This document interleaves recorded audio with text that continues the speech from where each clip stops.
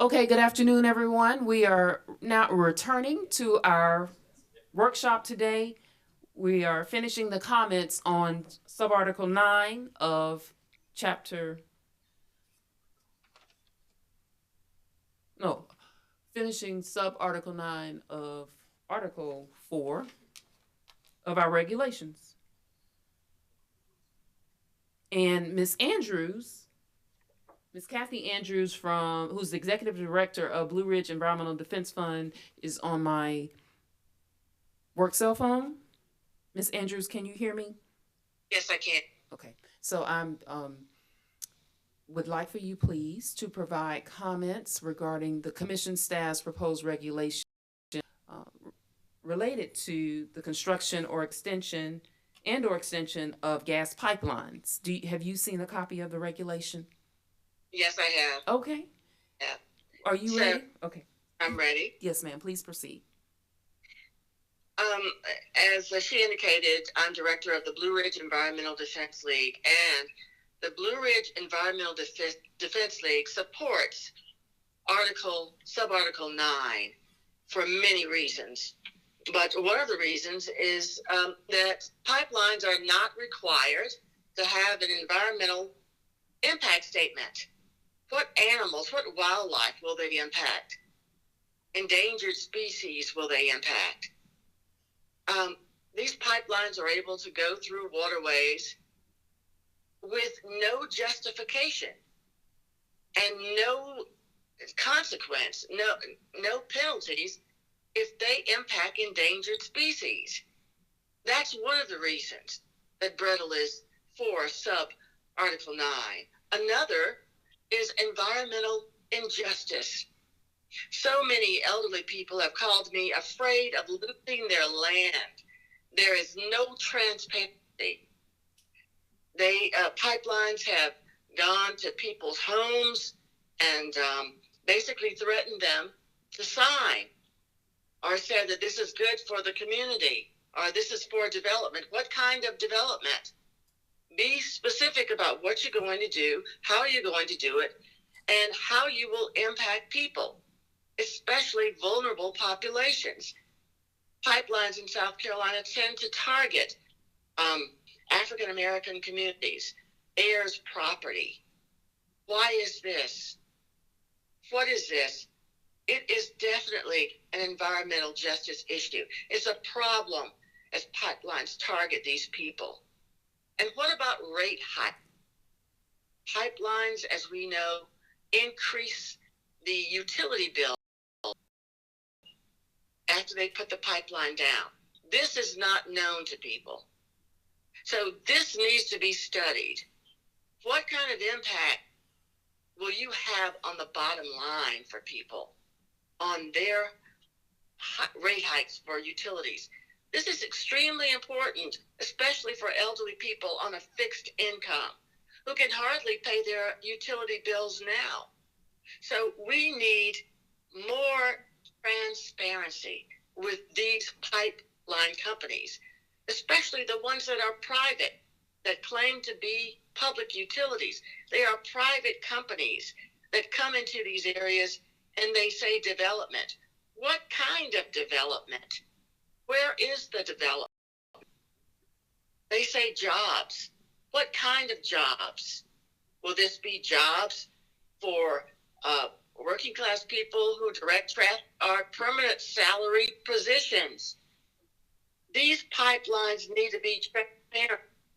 They need to be transparent and inform the public of what is going to happen to their land that they're still going to pay taxes on, but not be able to use. A lot of these people farm, but pipelines, you cannot go near these pipelines. Nothing will grow near a pipeline. So they need to tell people where they can go, how far the pipeline. We need maps, specifics on pipelines. But it's definitely an environmental injustice issue with pipelines in the state of South Carolina, of heirs property, of working class people who are afraid that they're going to lose their land because of what these pipelines are doing. They're not aware of what's going on. I've held public hearings across the state. No one is aware of the pipeline. So they need to make sure people are aware of what they're doing, why they are doing it, if there's going to be a rate hike, what they estimate that rate hike to be, whether they will supply gas to homes, whether they will supply jobs, because right now there's no accountability. How can the state of South Carolina allow a pipeline in someone's backyard, on someone's property they're paying taxes on? This is absolutely outrageous. So the Blue Ridge Environmental Defense League strongly supports sub-Article 9. There needs to be justification for these pipeline companies, fossil fuel companies that promote climate, change. And that's a major issue today. Climate change, tornadoes, hurricanes, flooding, a lot of which we've had already in South Carolina. So we need clarity and transparency with these pipeline companies, especially environmental justice. It is an issue for African Americans with heirs property, African Americans who have already lost their land through unscrupulous developers. Transparency, we support sub-Article 9. Thank you. Thank you, Ms. Andrews. You're gonna continue to watch us via live stream? Well, I was unable to access it. I have Spectrum, and the internet was out, so I will be listening. Can I possibly listen by phone? Is there a number or a passcode I can call in to listen by phone? Okay, so I'm gonna give my phone to one of my colleagues. We do have a public information listening line, and they're just gonna have to work through it so you can connect. So Okay. I'm giving him. I pass my phone off to them, and we have some IT staff that can figure out which number and code you need to call. You should be able to listen in. Okay. Okay. Thank Okay, you. I Just stay on the appreciate it. phone. Thank you very much. Okay. I think that other than now, members of the public, I think that I have called all the names of members of the public who wanted to. Oh, who did I miss? This is Frank Holloman. Oh, I hadn't forgotten about you, Mr. Holloman. Are you Okay. an attorney? Yes. I Yeah. am. So I'm going to loop you in with the other attorneys. Okay. If that's Thank you. okay. Yes, I get. Yes, absolutely. Okay. Thank you. All right. Are there any other members of the public? Okay, Mr. Holloman, you hanging in there? I know you're trying to recover. Are you doing okay? I'm croaking, but I'm here. Okay.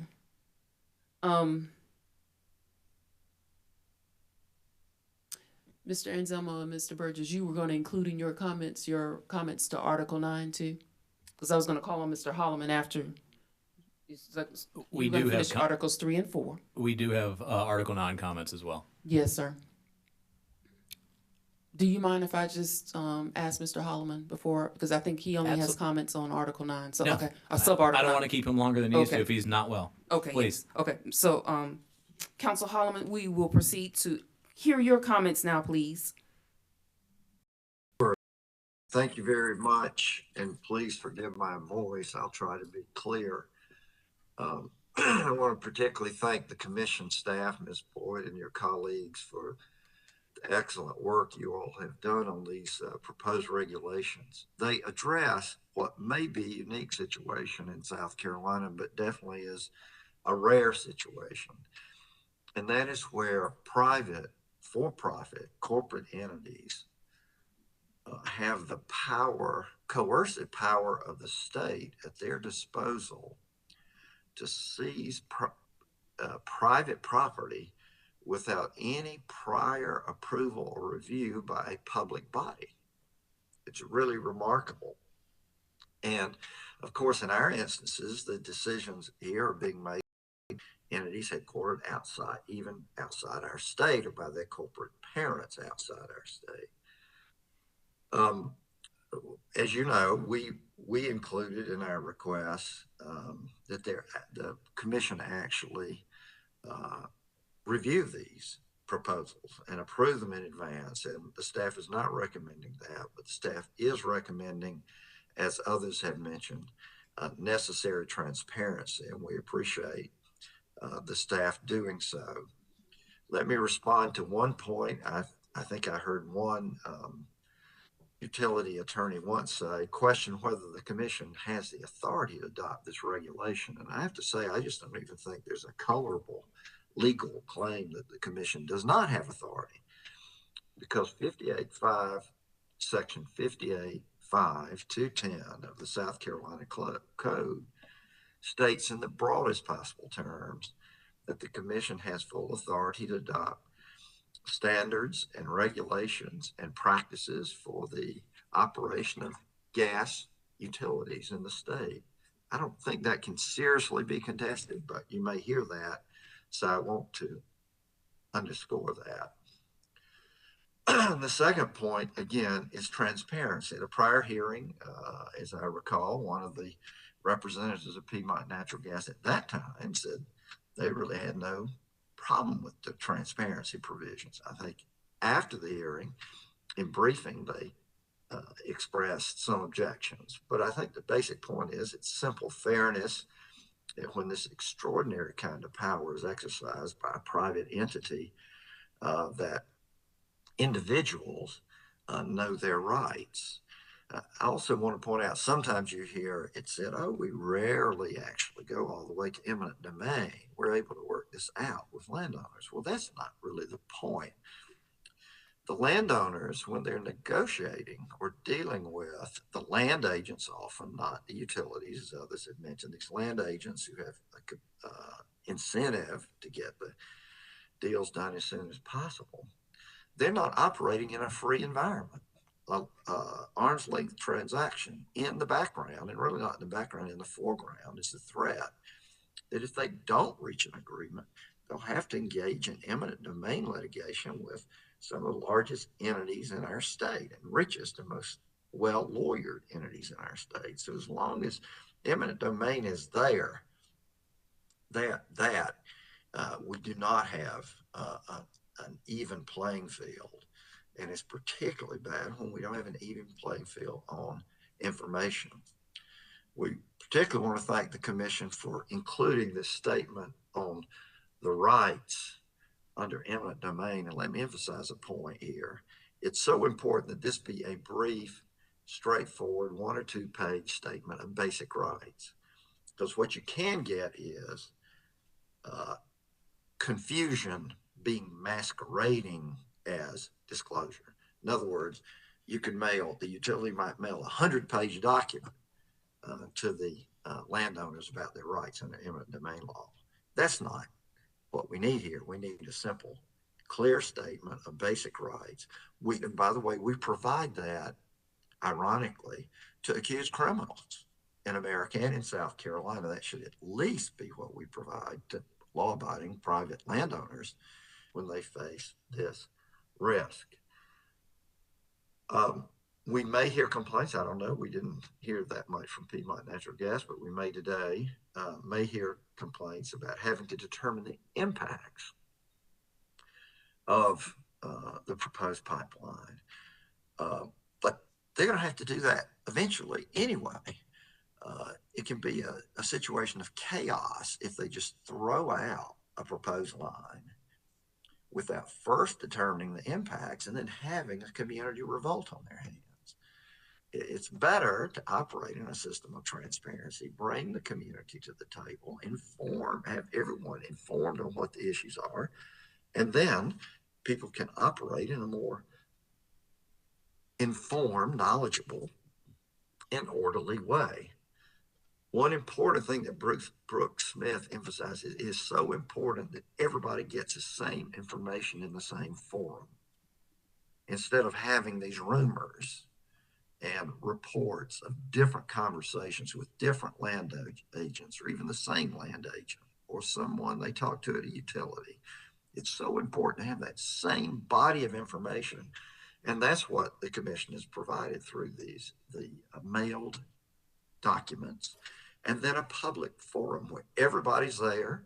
You can hear what the questions are. You can hear what the answers are. And one person doesn't get one answer here, and another person gets another answer over there.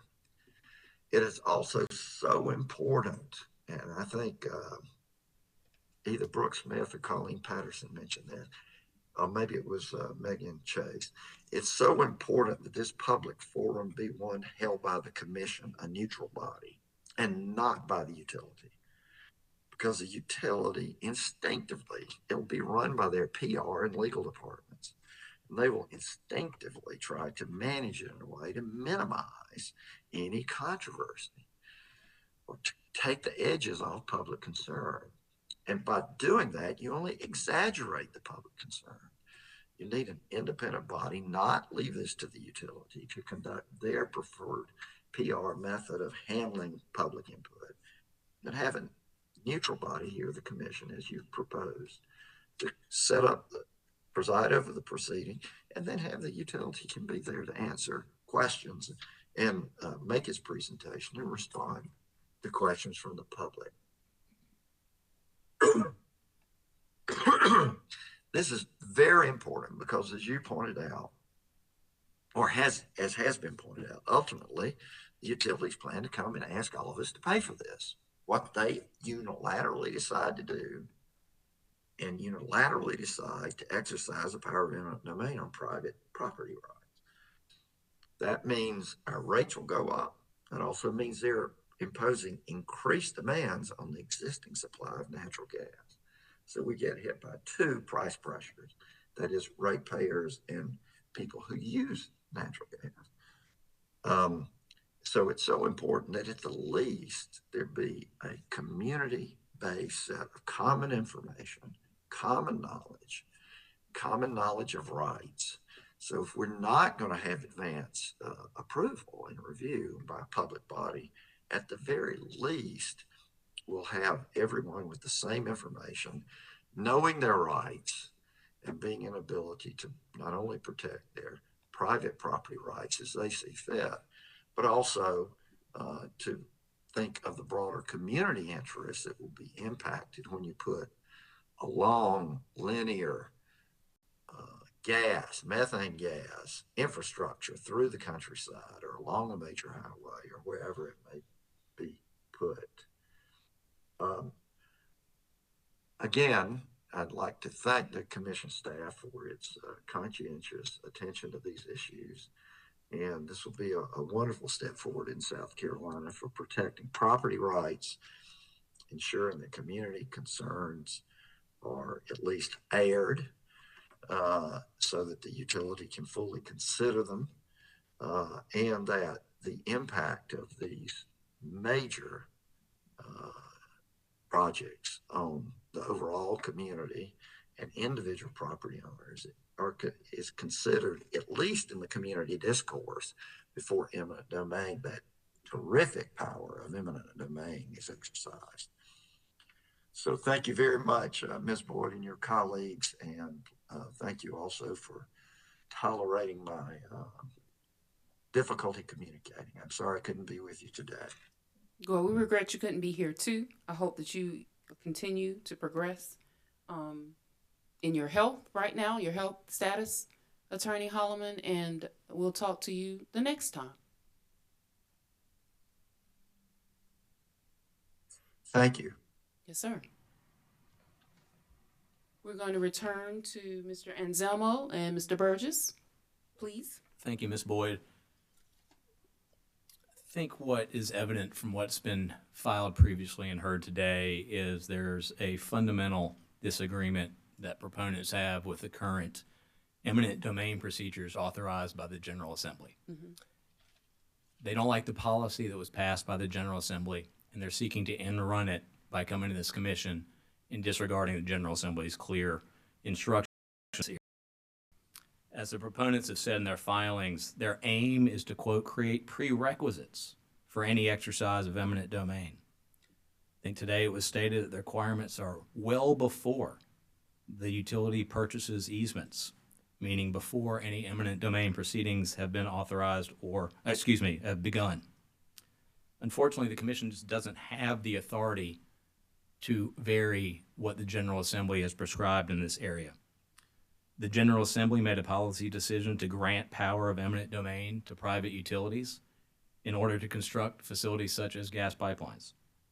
The General Assembly, knowing that there needed to be parameters to protect the landowners, created the Eminent Domain Procedures Act to very thoroughly regulate the power and make clear that the utility has to prove, one, that it's in the public interest, and two, that the landowners are fully compensated and properly compensated for any taking related to their land. This exclusive and uniform procedure, and those are direct quotes from 28-2-60, 28-2-210, are language used by our General Assembly. And in fact, in 2016, when there was a question on the extent of this authority for eminent domain, specifically when certain petroleum industry companies were trying to utilize the power, the General Assembly had another opportunity to address its power and its role in eminent domain and made clear that it is the duty, and I'm quoting from Act 205 from 2016, it is the duty of the General Assembly to establish the policy for the authorization of eminent domain and to provide the statutory processes and procedure to balance the interest of the state's health, its safety, its welfare, and the property rights of its citizens. They did that by enacting the Eminent Domain Procedures Act. As I mentioned, there are robust due process protections. Landowners are afforded counsel, and they certainly have the ability to contest, one, that the action is even in the public interest, and two, what they should be compensated for their land. And to be honest with you, the utility does not like utilizing the power of eminent domain. It is not they would rather reach an agreement with their customers. But the General Assembly has granted us the power to do so. And specifically, the General Assembly, still in Act 205, mentioned who has the ability to expand anything related to the one-stop shop that they created for utilizing eminent domain powers for gas pipelines. And it said, again, it's the duty of the General Assembly to address any potential expansion of the use of eminent domain authority in this state. And that's particularly important because of what we've heard here today. We've heard that these are additive requirements that merely will run in parallel with the existing eminent domain law and would not interfere with it in any way. That's not actually accurate. Now, how do we know this? Section B of the proposed regulation actually shows that what B says is the gas utility shall not communicate with any property owner concerning property acquisition or easements for the pipeline. That is in contravention of what is set forth in the Eminent Domain Procedures Act in 28-2-70 that says how the utility triggers the use of eminent domain. It's through conversations with the landowners on their property, the valuation of their property, the appraisal of that property. And what this subsection does is completely delay, says you can't start the process until it's met. In fact, I believe it was said to be well before purchasing the easements. So the regulations would, in fact, expand what the General Assembly has prescribed in the Eminent Domain Procedures Act. It would deviate from the uniform and exclusive process that has to be followed in circuit court. That's left unsaid here today, is there's been lots of discussion that there's no oversight. The circuit court of the state of South Carolina is the one that oversees the eminent domain procedure, and again, all the way to whether there's even a public purpose and a public interest in allowing the utility to exercise the power. It's robust. I've been unfortunate to litigate some of these matters, and it is a very thorough, comprehensive process set forth in Title 28, Chapter 2. And the claim today that Section 5-8-210 gives the Commission unfettered ability to propose regulations insofar as regulating utilities, that's true only if the regulation doesn't conflict with state law. And in the Eminent Domain Procedures Act, the General Assembly anticipated perhaps attempted expansions of the rules set forth therein and said that any conflict with the Eminent Domain Procedures Act fails, it controls over any proposed regulation. And also, there are costs associated with the proposed sub-Article 9. It asks a lot of the utility, including on some level giving legal advice to the landowners, and those costs that would be borne by all ratepayers, not simply the impacted ratepayer who may own the land in which the pipeline crosses, who would be compensated for the taking of that, but all ratepayers would bear the costs associated with the proposed sub-Article 9. So really, in sum, what the Eminent Domain Procedures Act establishes is you can't have a parallel process, you can't have a companion process. The General Assembly has spoken. They want a uniform one-stop shop that they created and have not varied from since its creation. If policy is what needs to be changed, then it's up to the General Assembly to do that. And it is, like I said, it has not been done by the General Assembly.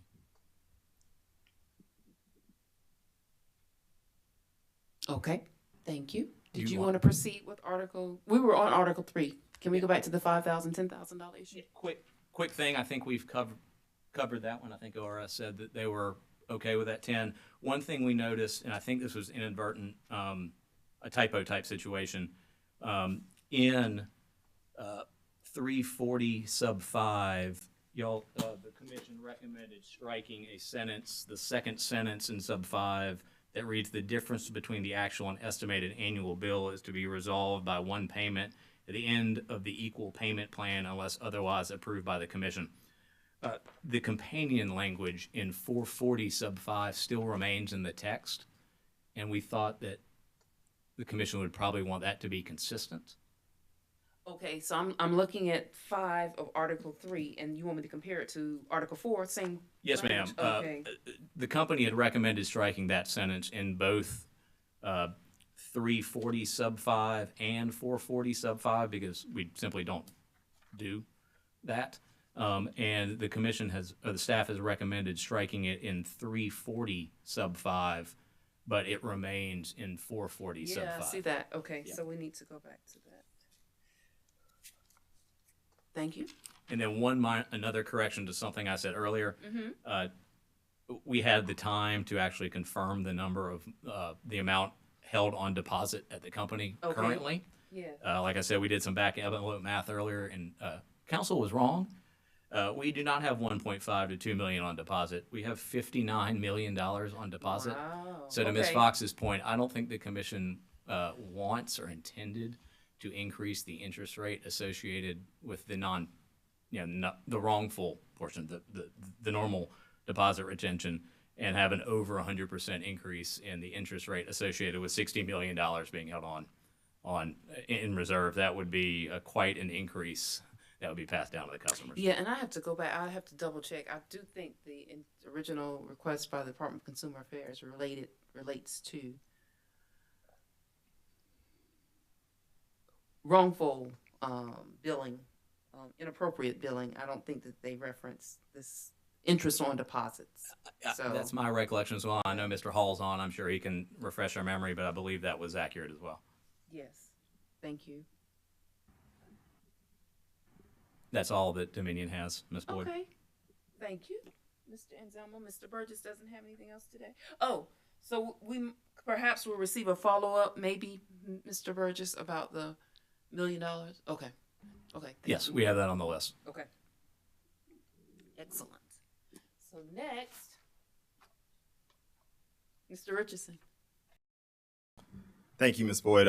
Would you like me to talk about sub-article 9 first, or? If you would like, since it's kind of fresh, on everybody's.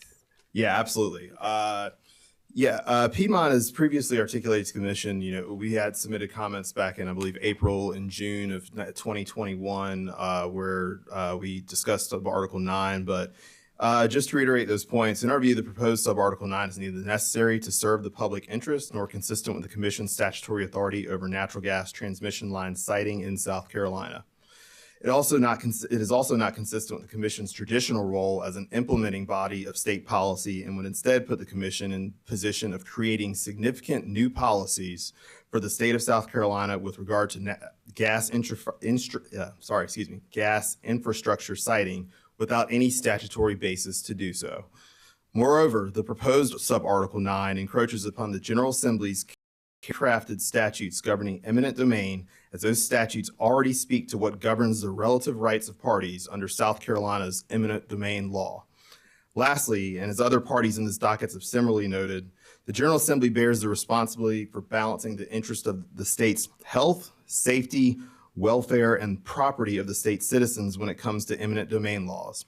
And the General Assembly must balance those interests in a manner that does not unnecessarily impede or discourage economic development. To summarize our points on this topic, Piedmont believes that the current gas pipeline siting regulations as they currently exist are sufficient. Those regulations have allowed Piedmont Natural Gas for over 70 years and other gas utilities to provide safe and reliable natural gas service to residents of this state, and the company requests that the Commission reconsider promulgating subarticle 9. And just one last point to add to Piedmont is, I believe as we said in our comments, has made additional efforts to reach out to community members, and that's an area that we want to continue to strive to do.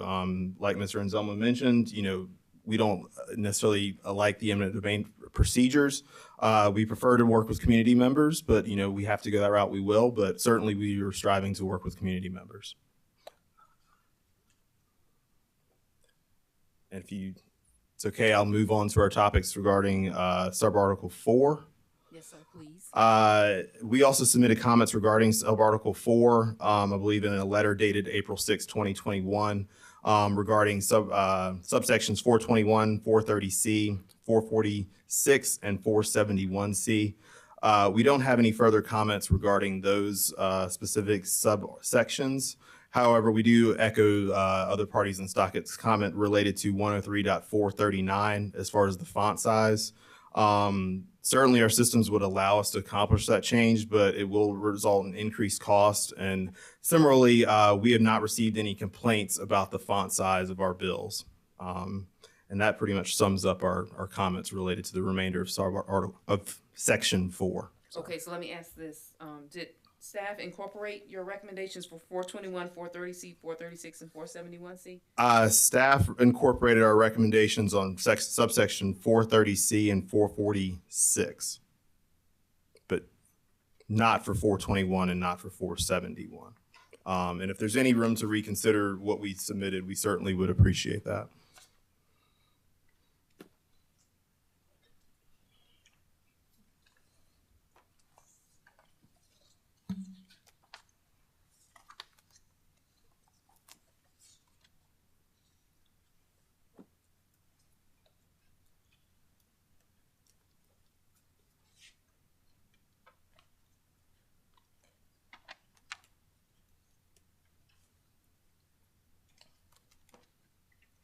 I'm just trying to find it in my book, my notes here. Oh, here they are.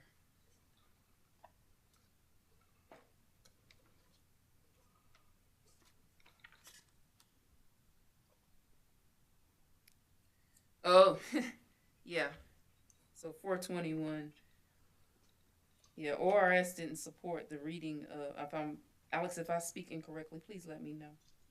For 421, where Piedmont would rather, or would like to strike the reference to of not less than 28 days, no more than 34 days. Is that still ORS's position, Alex, as far as you know? Jocelyn, as far as I know, ORS's position hasn't changed from what we put in written comments previously. Okay. That's what I recall, Mr. Richardson. That might have been. Okay, and then when you said 430. I believe 471C. 471.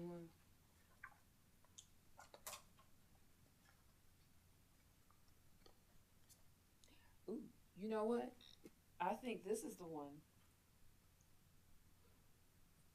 Did you all write back, and maybe I missed it? I think I asked during that one, was there a standard? That maybe do you recall? Did your engineers? I don't recall. I actually was not present at Okay. the last, at that, I guess, comment time or Okay. the workshop, but. All right, so I have a note here in my book, so Piedmont stated at the time the opinion of Piedmont's engineers based on their experience and information is that a 24-month turbine meter testing regimen is adequate. And so I think I asked the question, could you provide me with the standard that your engineers used? I'm more than happy to check with the company on that Okay. and Okay. and get back. Now you can check the tape, but that's what I have written here. Like that was concern, and so that's probably why.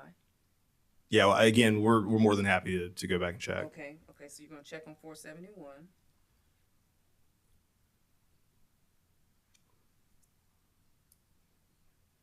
Great. And those were the two, right, Mr. Richardson? Yes, ma'am. Okay. All right. Okay. Thank you so much. Thank you. Next. We've already, Mr. Holloman has spoken. Ms. Brown. Attorney Katie Brown. Good afternoon. Good afternoon, Ms. Boyd. I'm here today for Duke Energy Progress and Duke Energy Carolinas. I'll be very brief. Our comments this morning, or I guess it's afternoon now, are just related to the 12-point font recommendation for customer bills. I just wanted to emphasize that our bills are designed with customer readability in mind, and we were thinking that if everything is in 12-point font, then it reduces readability of the pertinent information on the bill, particularly about the due date, the amount owed, any arrears, because everything would blend together. And I would just also echo concerns of outlined by counsel for the other utilities that it will certainly increase costs to change everything to 12-point font, because the customer bills will be very long. They're already about 3 to 5 pages for a residential customer, so we'll certainly increase that length, and those costs will be passed on to customers. Thank you, Attorney Brown. I'm going to, hopefully when we begin the Article 8 series, I would like, if AARP is available, I would just like to hear their comments if there are specific portions of the bill, a utility bill that they've heard where customers would prefer that the language be a little larger. And we talked about that in the first session this morning. And so I would like to start Article 8 that way. If AARP doesn't have any comments, then that's fine too. But thank you for your comments about the font size and cost. Thank you. Yes, ma'am. Ms. Fox, I think you're next. Thank you. Just really briefly, I won't belabor the point on the interest on customer deposits because we've already hashed through that, and I think that was inadvertent to apply the legal rate of interest there. But thinking through that, even with the 3.5% interest rate on customer deposits, which is the current rate of interest, that is still higher than a market rate. And so as we were thinking about that, that's a higher rate that the utility would have to pay on a customer deposit than what they're earning on that same money. And so with that in mind, we just have a sort of a new suggestion because this just popped up. Now, Ms. Fox, this is related to deposits, not the wrongfully related to deposits. Okay. Just in say 103, 331, maybe a suggestion to add some language that would give the utility the option to require an industrial or large commercial customer to furnish a letter of credit or surety bond in lieu of cash. And that just gives the utility another tool for the largest customers to not have to hold on to cash and pay deposits, pay interest on deposits and have the administrative expense of tracking that cash. And that's particularly important to a utility like Lockhart because they are a smaller utility. Would you add that to section 2? It seems like there was already something in the reg. I was thinking that would go under 331 as maybe a new C. Yeah, because 331 already references a letter of credit. A new customer cannot demonstrate that he is a satisfactory credit risk by appropriate means, including but not limited to a letter of good credit from an electrical utility. Right, but that's in the option of the customer. And what I think we're saying is that the utility can require a large commercial or an industrial customer to go the letter of credit or surety bond route, as opposed to having to track the cash deposits. Okay, do you mind giving us that language afterwards? Or what you would propose, your client would Right, I propose? can file that in writing, That would be with the, just a quick letter with that suggestion. I'll be happy to do that.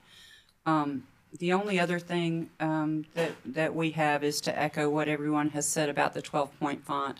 And particularly, again, from the perspective of a small utility, that would require, different envelopes and different paper and, a significant additional cost.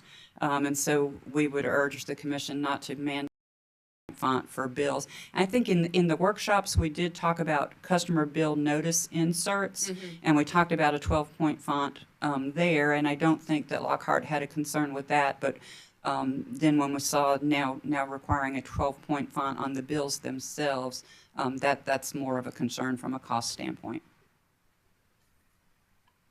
And that's all I have. Thank you so much.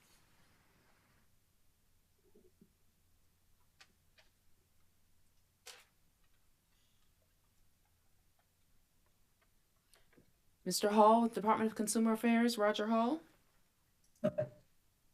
Yes, hi, Johnson. Thank you. Hello. I guess I'll so everybody else start. The department didn't have any comments on the pipeline regulation.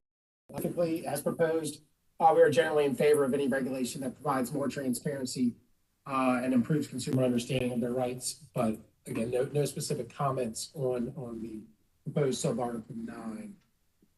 Most of my comments on Article 3 and 4 are sort of getting grammatical, maybe a missing word or two. I'll just run through those, and if I'm going too fast, just let me know. Okay. On 103.330 F, this reflects a change. Well, it's related to the change adding the local office definition. The first sentence says to post a notice in conspicuous place on the utility's website or in each local office. I believe that should be and, just to make sure that if they have a local office, and also if it's on the web, if they have a website, then it's also on the website. And of course, under the new proposal, if the utility does not have a local office, then that part would not apply to them. But again, it's changing or to and. Similarly, in 103.430C, actually the or was left out there. So we would suggest saying and.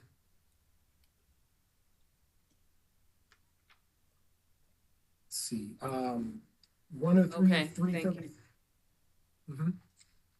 103.333 and 433C. This is just a nitpicking preference thing, but with the new language being added for the notice method, it just seemed to read a little better, adding the very last part there that says that the deposit is no longer required, to move that ahead of the notice, the means of notice. So where it says or on the date notice, suggests that the deposit is no longer required is sent. That makes sense. I think the new language just inserted there. Okay, so it read, okay, I see, beginning on the second, the end of the first line, or on the date the deposit is no longer required. Just move that and remove the words that and the.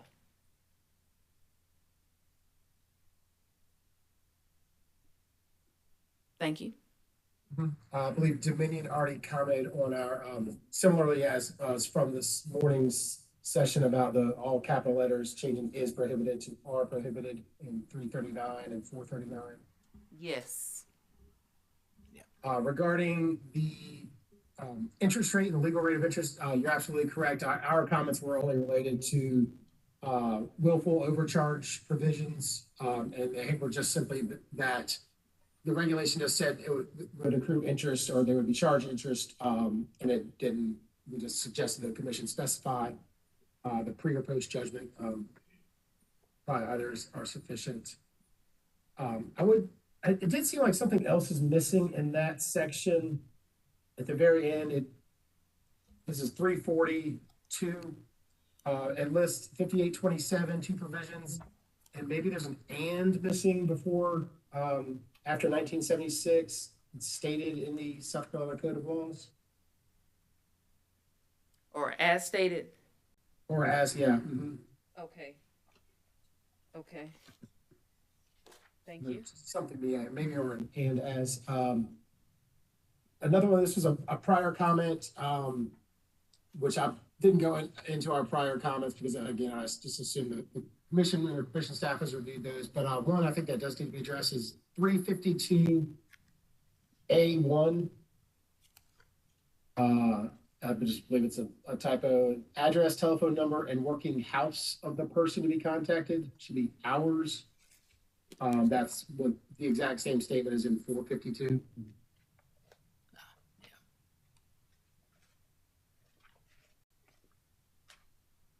I'm finding it.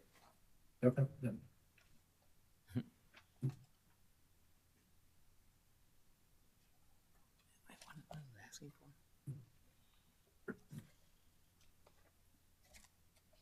And you said it changed in 452 also? Well, it didn't change. 450, the original version of 452 says working hours of the person to be contacted. And 352, at least the version I'm looking at online, I did not confirm our book that says working house. Okay. So It could just be working the hours online, of but I suppose it could be the online version. Oh, yeah, that's a spelling error. Working house versus working hours. That's your point, right? Yes, yes. Okay. Thank you. And that was it. I'll leave any additional comments on font size to the Article 8 discussion. Okay. Thank you, Mr. Hall.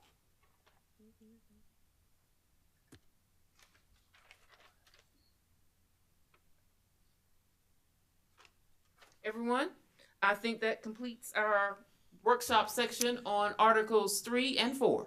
Oh, Hey, Jocelyn. Yeah, this is Alex. What bad timing. I'll so try sorry. not to How delay this. So Alex, I'm trying to figure out how I skipped over your name. Oh, see, might have just been wishful there's thinking. no color on your name there. I didn't transfer it. I apologize. Alex, please proceed. I apologize. Yeah. So just quickly to hit sub Article 9. ORS just had one potential concern to Okay. raise. So just on the broad language of if a gas utility intends to construct or extend a pipeline, we were wondering whether that might require the utility to prepare all of the materials outlined in 495 sub A. Almost just any time there was routine maintenance or replacement activity taking place on a pipeline. And so we just wanted to just raise that item for staff's consideration, just to ensure that the import of sub-Article 9 is not broader than intended there. So to exclude maintenance activity, you used another word. What did you say, Alex? Yeah, maintenance, repair, replacement, even probably routine extensions, say within, phases of a residential development or something like that.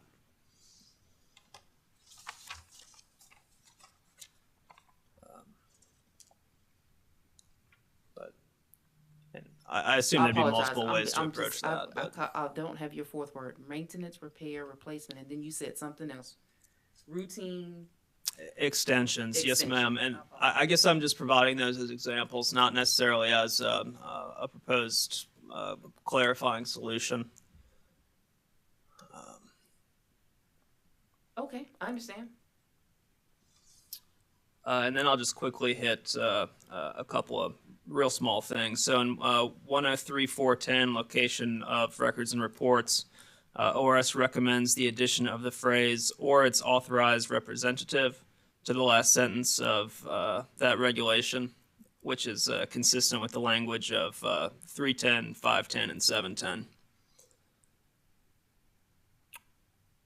Let's see. I think Mr. Hall, Mr. Anselmo hit the other items I had. Oh, just one more thing on the legal rate of interest. 103-440 to the extent that the commission wanted to provide that the legal rate of interest applied in situations of willful overcharge, then I think that would need to be added to 440.2.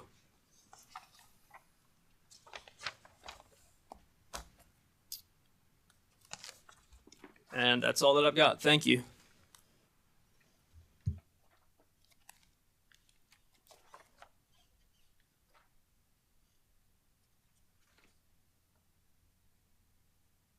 Yes, and thank you. I see now.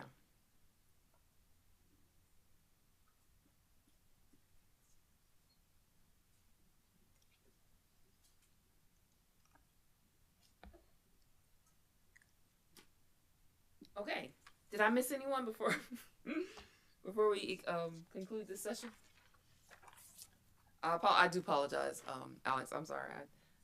I don't know. I really didn't. I have you.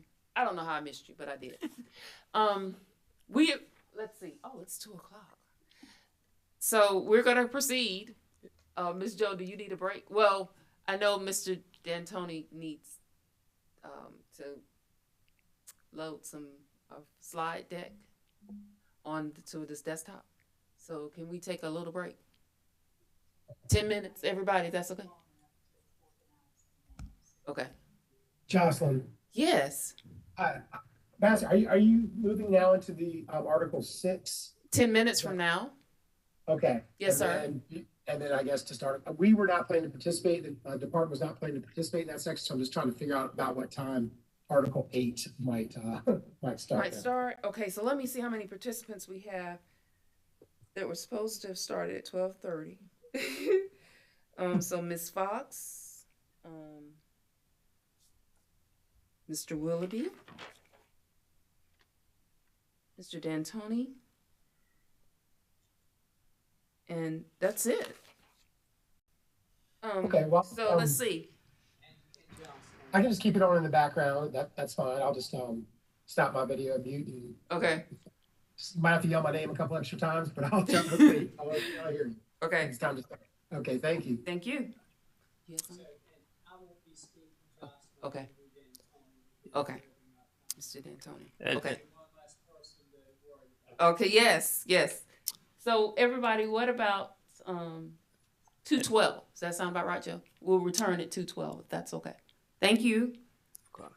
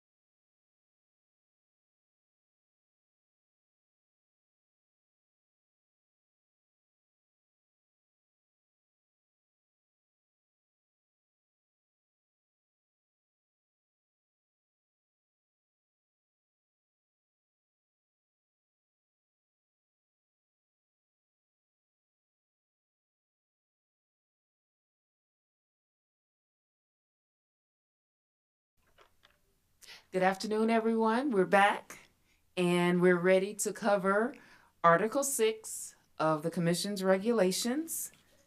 Article 6 is titled Telecommunication Utilities. I'd like to call on the persons who've indicated that they will have comments regarding Article 6. And the first person on my list, Attorney Margaret Fox, Peg Fox, are you present and ready to present? I am. Okay, thank you. I'll come back to you in just a minute. You will be first. Then, Mr. No. Oh, Ms. Given. Yes, we Did switched I things say up. that correctly? You did. Okay. Congratulations. Thank you. Ms. Given, are you presenting on behalf of the Office of Regulatory Staff? I am, Ms. Boyd, yes. Okay, great. And then Mr. D'Antoni? Yes, ma'am. We'll be here presenting comments on behalf of the Cable Association. Okay, and Mr. Willoughby is appearing with you, Mr. Mitch Willoughby? Yes, ma'am. Okay, great. And I think that's everyone. I didn't exclude you, Frank, did I? Oh, okay. If you were representing someone, I'll make sure that we recognize you. Okay, Ms. Fox? Thank you, Ms. Boyd. I'm here for Article 6 on behalf of the South Carolina Telephone Coalition. And we don't have any specific comments. We just would like to commend the staff for the comments that were put together, and thank you for allowing us to participate in the workshops.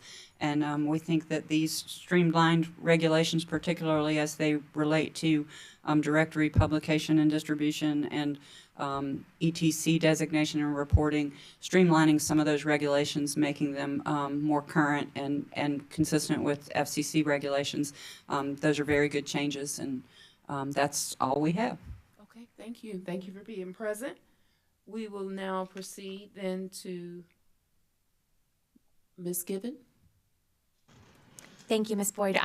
So Nicole Given on behalf of the Office of Regulatory Staff, we also don't have very many specific comments. I think some of them are just some suggested language additions, which I can file in a letter once we've concluded for today.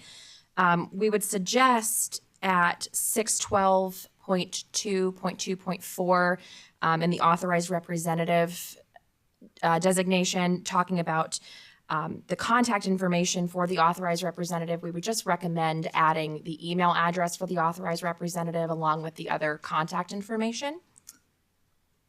And then similarly in 621.3.c in the interest on deposits, when talking about noticing customers, we would recommend adding not only that the notice, be sent to the last known address, but also particularly by bill insert or by some other method that the telephone utility customer has selected, whether that be electronically or other notice mechanism.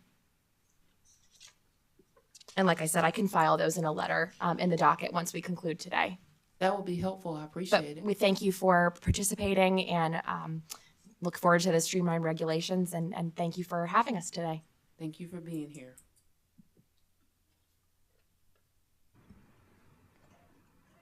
Mr. D'Antoni, I think it's your turn. Yes, ma'am. Good morning again. My name's Andrew D'Antoni. I'm again here with Mitch Willoughby. We're also here with Mr. Ray Sharp. He's the executive director of the Yes. Cable Association. We're here on behalf of the Cable Association and also Charter Communications, who supports the Cable Association's comments here today. And I think I speak for all of us when I say that we greatly appreciate the opportunity to be here and to comment on these proposed revisions made by the commission staff. And we echo what's been said by ORS and Ms. Fox, that we believe that they do a great deal toward improving the ETC regulations and bringing them current with current FCC regulations. And if you could pull up the Yes, slides, sir. And Ms. Boyd. Ms. Purvis, he's ready for his. There you are.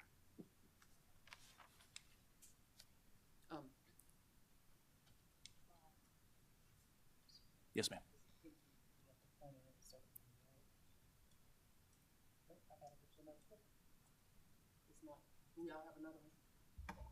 Sure.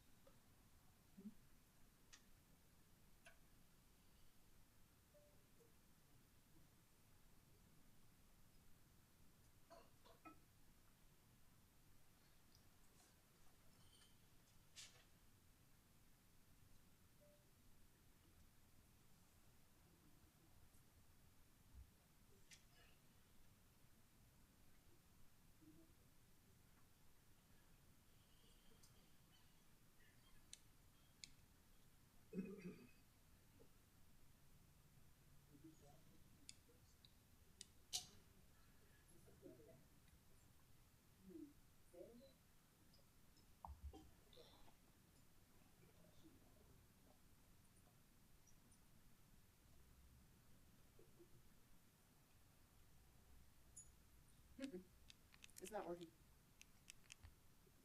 I can, as you tell Sure. me, you need the next. Yes, ma'am. I'll just let you know when to move forward. So go ahead and, There you are. yeah, go ahead and slide. We'll just go ahead and get into the substance. Okay.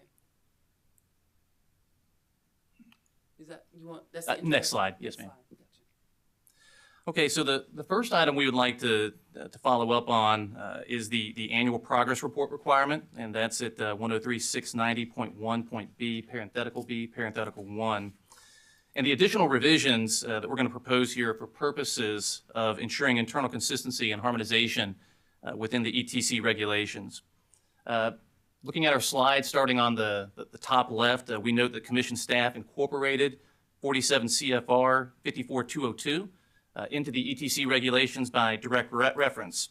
And this section, of course, requires, among other things, the submission of a 5-year service improvement plan. The Commission then struck the 2-year plan submission requirement at Rule 103.690.c. parenthetical A, parenthetical 1, parenthetical capital B, which we agree with and which makes sense considering the Commission staff incorporates a service improvement plan requirement by direct reference to 47 CFR 54202. And now moving down one more on the far left-hand side, we move to the related ETC annual progress report requirement. Now, Commission staff struck the words 2 years, but otherwise left the annual progress report on the service improvement plan largely intact. We would propose 2 additional revisions at this section to harmonize this requirement with the revisions made under 690, which was incorporating in 47 CFR 54202. First, we propose that the Commission staff strike the last sentence of this section. This sentence references filing an updated 2-year plan annually, but given the fact that the Commission struck the 2-year plan submission requirement, it would seem that an annual filing requirement for an update on this 2-year plan should likewise be struck for purposes of internal consistency. Second, because the annual progress report requirement is tied to the 5-year service improvement plan required under the FCC regulation 54202, again, which is incorporated at 690.C.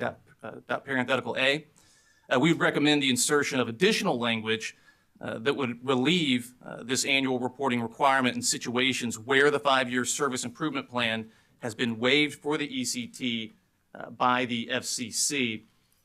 And again, kind of looking at the right of our slide here below the second bullet, that's the proposed language we'd like to recommend to the Commission staff. And so it would read that basically an ETC will file a progress report on its service quality improvement plan submitted pursuant to 47 CFR 54202, parenthetical A, parenthetical 1, parenthetical II, unless waived or otherwise not required by the FCC. This, of course, has happened. The FCC waived the submission of a 5-year service improvement plan for RDOF participants. That said, and for purposes of internal consistency, ETC should not have to file an annual progress report on a service improvement plan under 690.1 that they were not required to submit in the first instance under 47 CFR 54202. And we believe that our proposed revision here will accomplish this objective. Slide. Turning to the second item, the Cable Association respectfully requests that the Commission staff consider striking the annual outage requirement. We would first note that Rule 103.690.1. B, parenthetical 2, as written, places an additional outage reporting burden on ETCs that is different from and in addition to data and information submitted to the Network Outage Reporting System, or NORS. And as you can gather from the materials we cite on the face of the slide, the FCC no longer requires annual outage reports by ETCs because this data is already collected in NORS. And we would note that the FCC is opening access to NORS to state agencies in the near future. Specifically, the FCC has set an effective date of September 30th, 2022 for certain revisions to 47 CFR Section 4.2 that we understand will broaden access to both NORS and the Disaster Outage Reporting System, or DERS, to include state agencies. Next slide. Turning to our third and final item, the Cable Association respectfully requests that Commission staff reconsider striking the unfulfilled service request requirement. Again, the FCC eliminated the unfulfilled service request requirement. It had been used to track the deployment of supported services, but as the face of our slide says, technologies have changed. One of those technologies is the high-cost universal broadband portal, where RDOFs must file both locational and technology data into the portal to update on its broadband build-out under that program. And we would note that based on our communications with the Universal Service Administrative Company, that state utilities commissions like the South Carolina Public Service Commission can access the hub portal by submitting what's called a state access tool form to USAC in order to gain access to the hub portal and its data showing the broadband build out. So again, with this in place, it would seem to eliminate the need for the unfulfilled service request requirement, locally here in South Carolina for the same reasons that the FCC eliminated it federally. Next. Oh, sorry. Yes, ma'am. And that's all we have, subject to your questions. Well, I do know we considered internally, I think ORS really wanted the data to be filed by the utility, but I think in those two instances, the reports that you mentioned, I'll page up. This one, if not this one, at least NOR's, I think ORS's position is given, you can let me know if I'm incorrect, that they wanted the utility to continue to file. But what you're telling me is our agency would be able to access, make a request? Yes, ma'am. As we understand the FCC orders, that what's going to happen is that the FCC is broadening access to the NORS and DERS systems, and that will include state agencies. And we have the orders referenced there on the face of the slides, and the effective date for that to occur, for these new FCC rules to come in place, making that happen, was September 30th, 2022. Okay, and it's in the same situation with the unfulfilled service requests. The hub portal, again, based on our conversations with USAC, that's available to state commissions today. They can file the state access tool form with USAC to gain access to the hub portal to be able to monitor the build out progress of participants in programs, of ETCs and programs like RDOF or CAF Phase 2. So we might just dig a little deeper. If staff here were to gain access to those documents, I was just thinking ahead as for possibilities. Perhaps we could post them to a non-docket. Are you opposed to the information that is retrieved from the FCC being made public on our docket management system? If the agency initiates retrieval of these reports from the federal.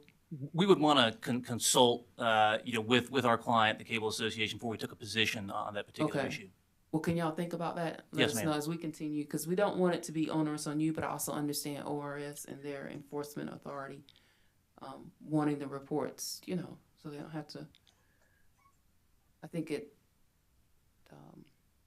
perhaps the utility just providing those reports directly to them is useful. Sure. But at the same time, if your clients don't object, if the commission has access and whatever reports we retrieve, we just post in a non-docket on our website. If you just let us know your thoughts about that. Yes, ma'am, we can do that. Okay. Mm-hmm.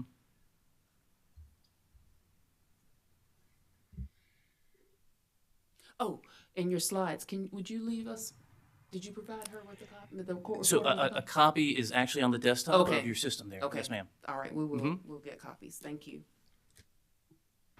Jocelyn, excuse me, would it be possible for maybe that to be filed in the docket? In the docket, Yes, so that other interested parties can review those changes Yes, too? ma'am. I mean, it kind of went through it fairly quickly. Yeah, and it's a lot of download numbers. this and provide it. We'll post a copy in the docket. Okay, thank you. No problem.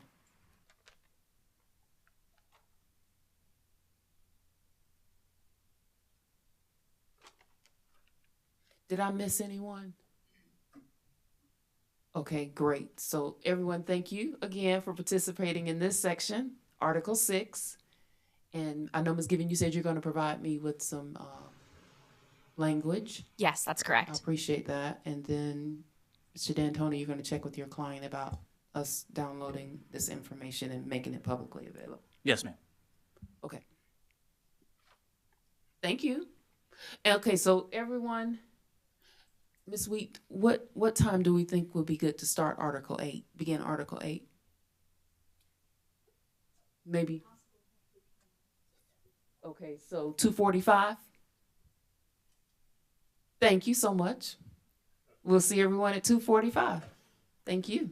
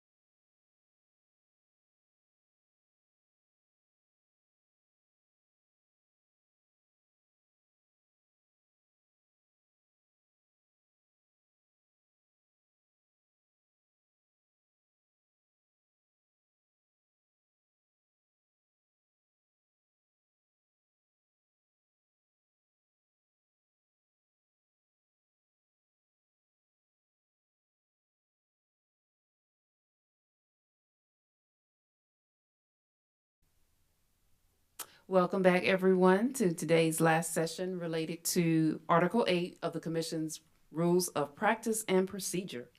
I'm Jocelyn Boyd with the Public Service Commission, and I am going to now call the names of the persons who indicated that they will speak this afternoon. I'll begin with Chad Burgess and Belton Ziegler with Dominion Energy, South Carolina. Thank you, Ms. Boyd. Mr. Ziegler is going to be presenting on behalf of DESC today. Thank you. Charlie Terani. Yes, ma'am, I'm here. Great, thank you. Mr. Richardson with Piedmont Natural Gas. Yes, ma'am. Thank you. Okay.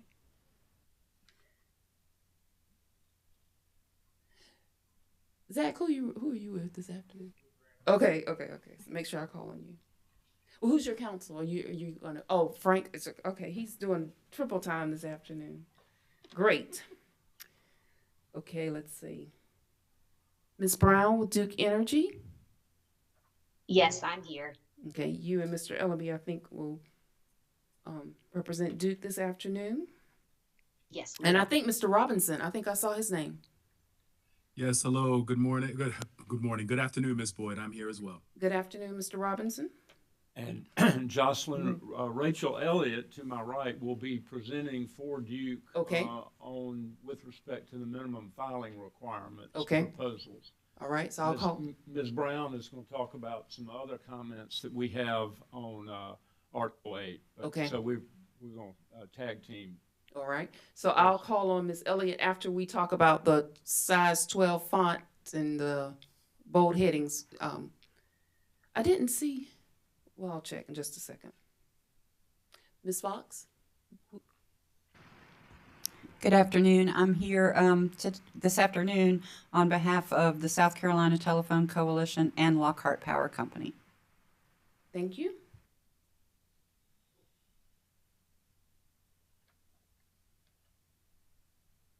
Mr. Hall and Mr. Parker on behalf of the Department of Consumer Affairs. Yes, hi, Jocelyn. Mr. Parker is joining me. Will have to leave around 4:15, so we don't wrap up by then. He'll take over. Okay, thank you for being present. Thank you. And then Mr. Ellerby, on behalf of Blue Granite Water Company, you and Mr. Payne? That's correct. Great. Mr. Payne will be making our presentation. I'm just going to object if you ask him any leading questions. Let me ask you this: will he be covering the MFRs and Article 8 for Blue Granite, the minimum filing requirements and Article 8, Mr. Payne? Okay, he'll cover everything. Great. Did I miss anyone? Hey, Jocelyn. Alex Knowles for ORS and I'll consistent. Just have to change the location. I think I'll put y'all right here. And appearing with me today is Chris Huber. You know, those tables are on sliders, so it's not going to be a hard task. I apologize again. Wow. I don't know what's going on today, Alex. I really don't. Welcome, Alex and Chris. Wow. Okay, so did Ms. Purvis and Ms. Thomas, is Mr. Roof available in the back or Mr. Cobb? Okay, so everyone, I wanted to see if we had a discussion in our first session this morning about customer bill notices and the size of the font and headings on those notices. On those bills. And several entities throughout the day have mentioned the increased cost if those requirements are enacted. So my goal this afternoon was to try to elicit information related to possible complaints that have been heard by, or received rather, from AARP or Department of Consumer Affairs. And Alex, if ORS has anything that it wants to add, specific areas of the bill where the customer would like the font size to be larger. So that was my first goal I mean, that was my first item on the agenda for today before we move to presentations. So does anyone have anything to add related to that? Either the utilities that we conversed with earlier today indicated that they have not received complaints from customers regarding the size of the font. But I wanted to give Mr. Hall an opportunity to speak to his colleagues if he had time. And then Alex, if you had time to talk to your colleagues as to whether you've heard complaints. And I wouldn't say complaints, just issues with, well, if this had been larger, this font size had been larger, I probably would have responded differently. Yeah, and hey, Jocelyn, this is Alex, and I'll just chime in that I did touch base with our consumer services folks, and they are not aware that ORS has received complaints relating to readability of bills. Okay. All right. Thank you. Mr. Hall? Thanks, Jocelyn. I guess I'll start with that aspect. I was going to follow up on another question you had too. At this point, wasn't able to talk to everyone, but I did get one piece of information, and it's not necessarily a complaint, but as related to cable bills, as you might be aware, our phone number is one of several listed on cable bills for making complaints. Yes. But we average 70, this year we've averaged 74 calls a month from people just trying to pay their bill with us. Not a complaint, and we don't have. I wasn't able to get any more information if they have more details about why they called us, but presumably it's because the information wasn't clear. And I'm not saying that's font size, but again, it wasn't clear that they should not call us. So that's as far as data, as far as actual numbers go, that's the best I can give you. But again, 74 calls a month from people trying to call us to pay their bill. The other question you asked was what if it was limited, due to cost or due to whatever reason, what we would want in the larger font. Yes. And I would say that would include any of the actual billing information. So what does the customer owe? When is it due? How do they pay it? What are the ramifications if they don't? So any potential late fees. And then any information related to potential disconnection. I think just kind of looking over some different bills, looking at my own bills, looking at some other examples we have here on file, seems to be the most important information. Admittedly, if it's going to increase cost, there's probably some other information that may not be as important. I heard Duke, I believe, mentioned earlier their bills are 3 to 4 pages. I couldn't find a good example of that, so I'm not sure what all is included on 3 or 4 pages, but if that's going to increase cost and number of pages significantly, then certainly maybe leave it to the utility's discretion for the rest of that to determine what's important. My initial assumption was that if it's important enough to go on a bill, it's important enough to make sure that utility customers can read it. And as AARP had alluded to in one of the earlier workshops, I think it was a bill insert workshop, that 12-point font is kind of a standard to make sure folks can read it. And then one other point of clarity, and I believe it may have been Ms. Brown, I'm not sure, but something about there was a comment about all fonts being 12-point, and that was not our comment, is that's just the minimum size. So certainly some headings can be bigger, different size fonts are fine. We just suggested a 12-point minimum. Okay, thank you. Thank you, Roger. So basically I wrote if possible, the amount owed, the due date, potential late fees, and any disconnection rules. And when it's due and how they can pay it. How they can pay,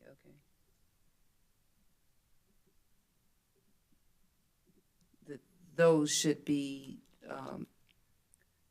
that information should be in size 12-point font. And I would say, actually, as I'm pulling up just a couple other examples I had here, just maybe any billing information. So the example I'm looking at, there was a past due amount that wasn't all paid. And so now, it has essentially like a tally of what this example customer would owe. So any of the, information related to the current month's bill amount. And how that was derived. All right. Thank you. Does I'll start with those who are online. Well, I'll ask, does anyone have any additional comments regarding the size of the font that's used for customer bills? I Okay. have a Oh. response, but Charlie, you have it's something? appropriate time. Charlie? Yes, ma'am. Yes, please proceed. I would suggest that we have a solution in search of a problem. And that's not a good basis for making recommendations. I'm looking at a very readable AT&T bill that I got today. And most of the information that Roger mentioned is not in 12-point type. And if people aren't complaining, I mean, think about how many power bills go out, how many AT&T bills go out. If people are not complaining about this issue, why are we creating a regulation for it? If the commission wants to just put a subjective standard out there that says bills should be readable, I think that would be perhaps a solution to this. But to start saying, well, the past due difference has got to be any billing information is good. Well, any billing information, that's virtually everything that's on this bill. And what's as important on the AT&T bill, I would submit, and I'm bragging on AT&T here, so they might want to think about hiring regulatory counsel, is the space. There's a great deal of blank space on this bill. So the type is not dense, even though it's probably, as far as I can tell, 10-point type, if that.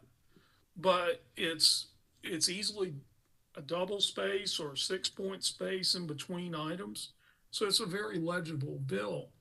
I just think we're trying to do something that's not going to be very easy to accomplish, either for big utilities or small utilities, and I'll leave it at that. Okay.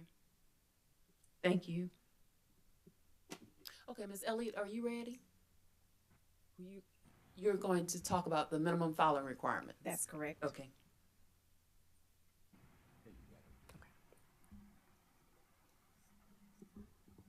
Great. You may proceed. Okay, Yes. thank you. Well, first of all, Ms. Boyd, I'd like to thank you and the commission staff for giving us this opportunity to come before you today to participate in this workshop to provide some comments on the proposed revisions to Article 8. I am Rachel Elliott here representing Duke Energy Carolinas and Duke Energy Progress, and I'm going to be speaking to the proposed minimum filing requirements, and then Attorney Katie Brown on behalf of the company will be speaking to some of the other aspects of Article 8. We realize that time is limited today, so it's not our intent to get into every single proposed requirement. We are just here today to provide some general comments for consideration, and we look forward to being able to provide more specific comments as this process continues to evolve. I'll start out by saying that neither Duke Energy Progress or Duke Energy Carolinas object to the concept of minimum filing requirements. But we do believe that they need to be the right ones for South Carolina. The current proposed requirements are very similar to those that are currently in effect in Florida. But Florida operates in a very different regulatory framework than we do currently here in South Carolina. And what I mean by that is in Florida, they use more of a prospective, forward-looking test year model in that they're using more forecasted data. Where here in South Carolina, we're looking more at a historical view, which is typically kind of your actual results. And so your needs in a prospective test year model might be a little different than what you may need if you're looking at things from a historical perspective. Now, I will say that while the companies don't object or oppose to the concept of minimum filing requirements, we do have some reservations about adopting uniform rate schedules. We recommend the commission give some consideration to allowing some flexibility in the requirements so that each utility can produce the data in a manner that makes the most sense for them based on their internal systems, based on how they maintain their books and records, because that can vary from utility to utility. You could have different systems, you could have different ways of keeping your books and records, and so we would just ask that consideration be given to allowing for some flexibility. Utilities have the burden of establishing their case before the commission.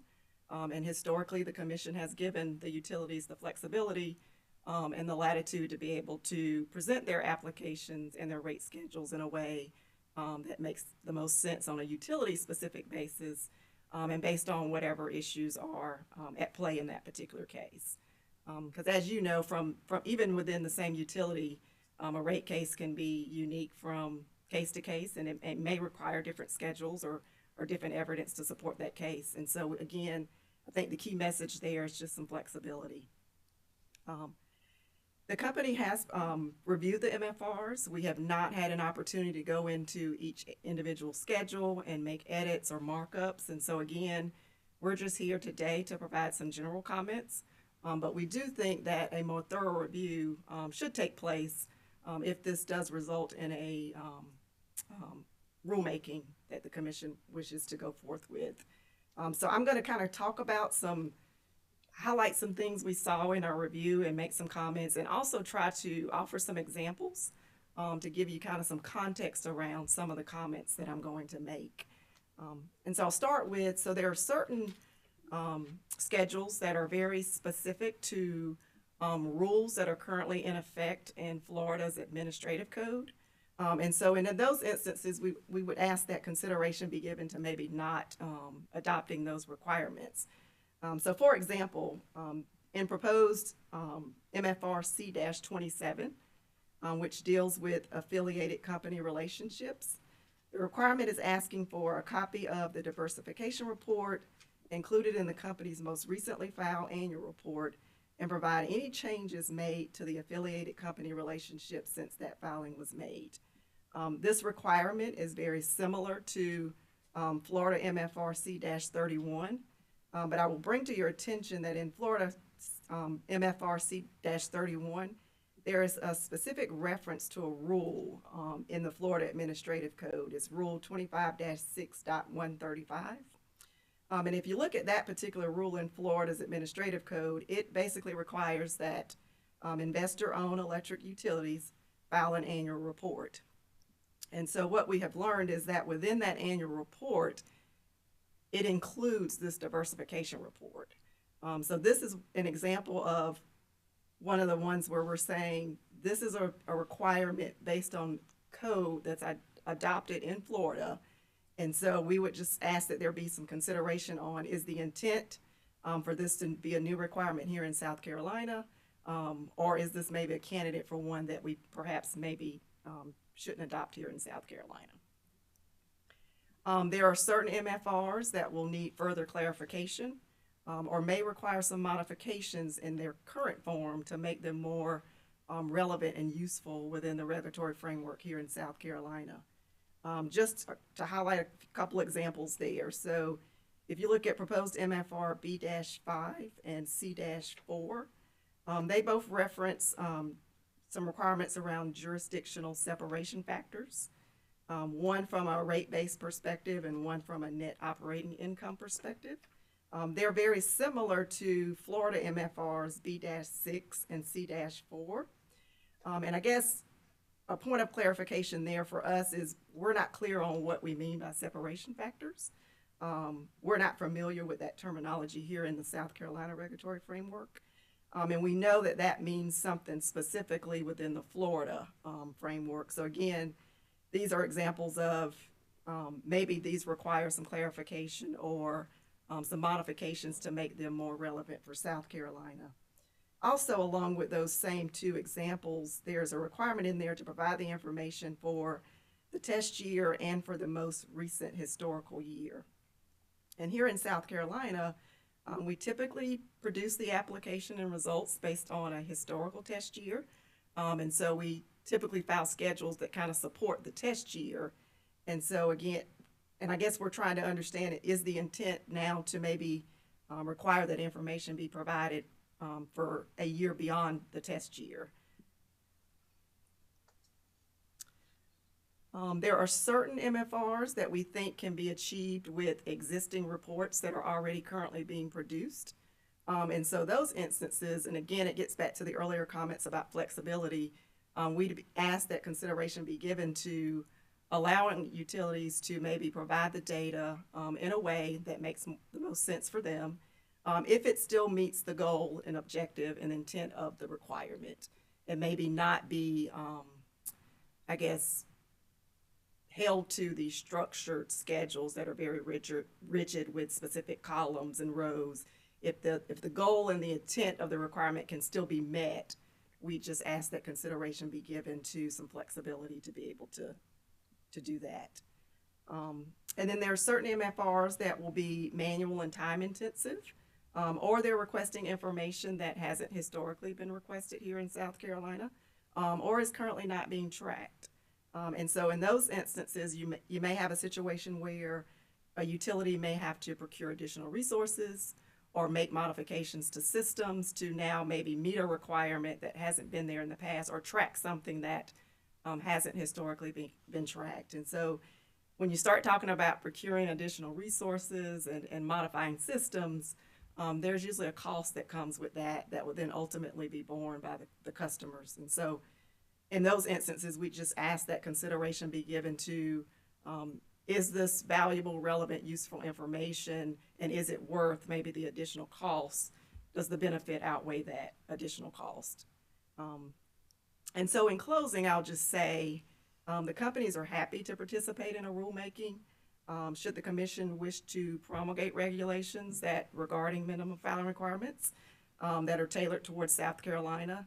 But again, we just want to make sure that there's some level of flexibility maintained, and that we don't lose efficiencies in the rate application process going forward, and that we do our best to try to minimize the cost impact of complying with any future filing requirements. Okay, thank you, Ms. Elliott. I had one, not just one question, but you mentioned, do we want the historical test year, and some other phrase you mentioned, I think from B5. What else did you say? There is a requirement related to jurisdictional separation factors. And that. No, well, I got that. Okay, you got that part. Okay. Yeah, you mentioned on, I think it was B5, and it might have been C4 too, another issue. You said historical test year and some other time frame, and I missed it. Yeah, so in one of the requirements, B-5, there is a requirement to provide the information for the test year and the most recent historical year. Whereas in C4, and they both deal with jurisdictional separation factors. One is just for rate base and one is for net operating income. One, it's just limited to the test year. And I will point out, if you look at the equivalent version of that in Florida for C-4, they have the test year and then they go on to say the most recent historical year if the test year is projected. So again, I think this may be a situation where this would be having that most recent historical year may be more relevant and useful in a prospective regulatory environment such as Florida, but may not be as relevant and useful here in South Carolina where we're using historical data. Okay. I don't know if you're the right person for me to ask this initial question, or Ms. Brown. Ms. Brown, chime in if Ms. Elliott is not the right person. I'm looking back in Article 8 where we created tables. It would be in 103-823, and there are schedules there, rather, which should be tied to, for the electric and gas industries, the MFRs. Do you have any comments on the schedules that we listed there? Well, and earlier I had made a comment that we've gone through the schedules, but we have not had a chance to kind of mark up each individual schedule. And so my comments were more around just the general, I'm providing general comments regarding all the schedules that are in this 103-823A3. Yes, A3. And so what I envision is the regulation that we submit that goes through the promulgation process would be just what you see in Article 8. The MFRs would be like forms that the commission approves. We would not submit the MFRs to the General Assembly. Those would be like our transportation applications, any form. Those would be the forms. When we had our workshops last year, we did have extensive dialogue about the MFRs, and I think staff stated at that time, commission staff, that as long as the information that was included in the MFRs was included in the schedules, doesn't bother staff. Two of our biggest concerns include that we continue to receive applications that are not consistent. The schedules that are filed with the agency are not consistent. Balance sheet might be the last exhibit. Income statement could be the fifth exhibit. The filings are not consistent. So that's the reason we created the schedules. Okay. For consistency among all utilities that file applications with the commission.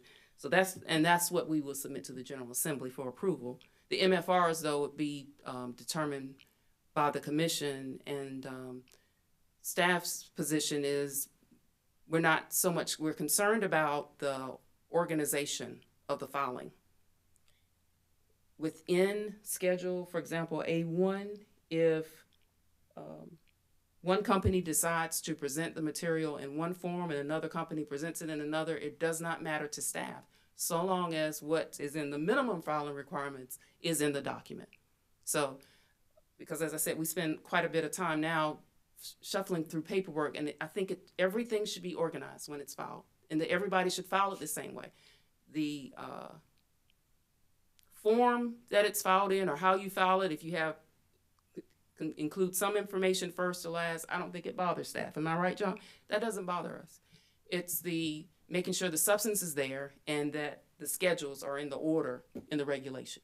That's really it. So now, if you all excuse me, I need to ask my colleague a question. Ms. Boyd, oh, sorry. Yes. To whom am I speaking? Yes, this is Kamal Robinson. Oh, I'm hey, sorry. Mr. Robinson. It sounded like you were going to go speak to a colleague. I didn't mean to interrupt that, so I'm happy to wait. Okay.